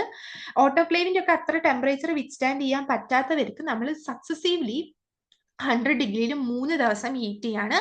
പക്ഷെ അതിനിടയിൽ ഒരു ഇൻക്യുബേഷൻ ടൈം കൊടുക്കുന്നതിനെയാണ് ടിൻഡലൈസേഷൻ എന്ന് പറയുന്നത്. ഓക്കെ, അപ്പൊ ഇത്രയാണ് മെത്തേഡ്സ് ഓഫ് ഫിസിക്കൽ സ്റ്റെറിലൈസേഷൻ. നമുക്ക് കുറച്ച് ക്വസ്റ്റ്യൻസ് ഡിസ്കസ് ചെയ്യാനുണ്ട്. 4 ക്വസ്റ്റ്യൻസ് ആണുള്ളത്. ഓക്കെ, നോക്കാം എന്തൊക്കെയാണെന്നുള്ളത്. Food preservation is carried out through cold sterilisation. This involves, ഞാൻ പ്രത്യേകം നോട്ട് ചെയ്ത് വെക്കാൻ പറഞ്ഞിട്ടുണ്ടായിരുന്നു. ഏതാണ് കോൾഡ് സ്റ്റെറിലൈസേഷനിൽ വരുന്നത്? റേഡിയേഷൻ അല്ലെ, അയണൈസിങ് റേഡിയേഷൻ ഉപയോഗിച്ചിട്ടുള്ള ഫുഡ് പ്രിസർവേഷൻ ട്രീറ്റ്മെന്റിനെയാണ് നമ്മൾ കോൾഡ് സ്റ്റെറിലൈസേഷൻ എന്ന് പറയുന്നത്.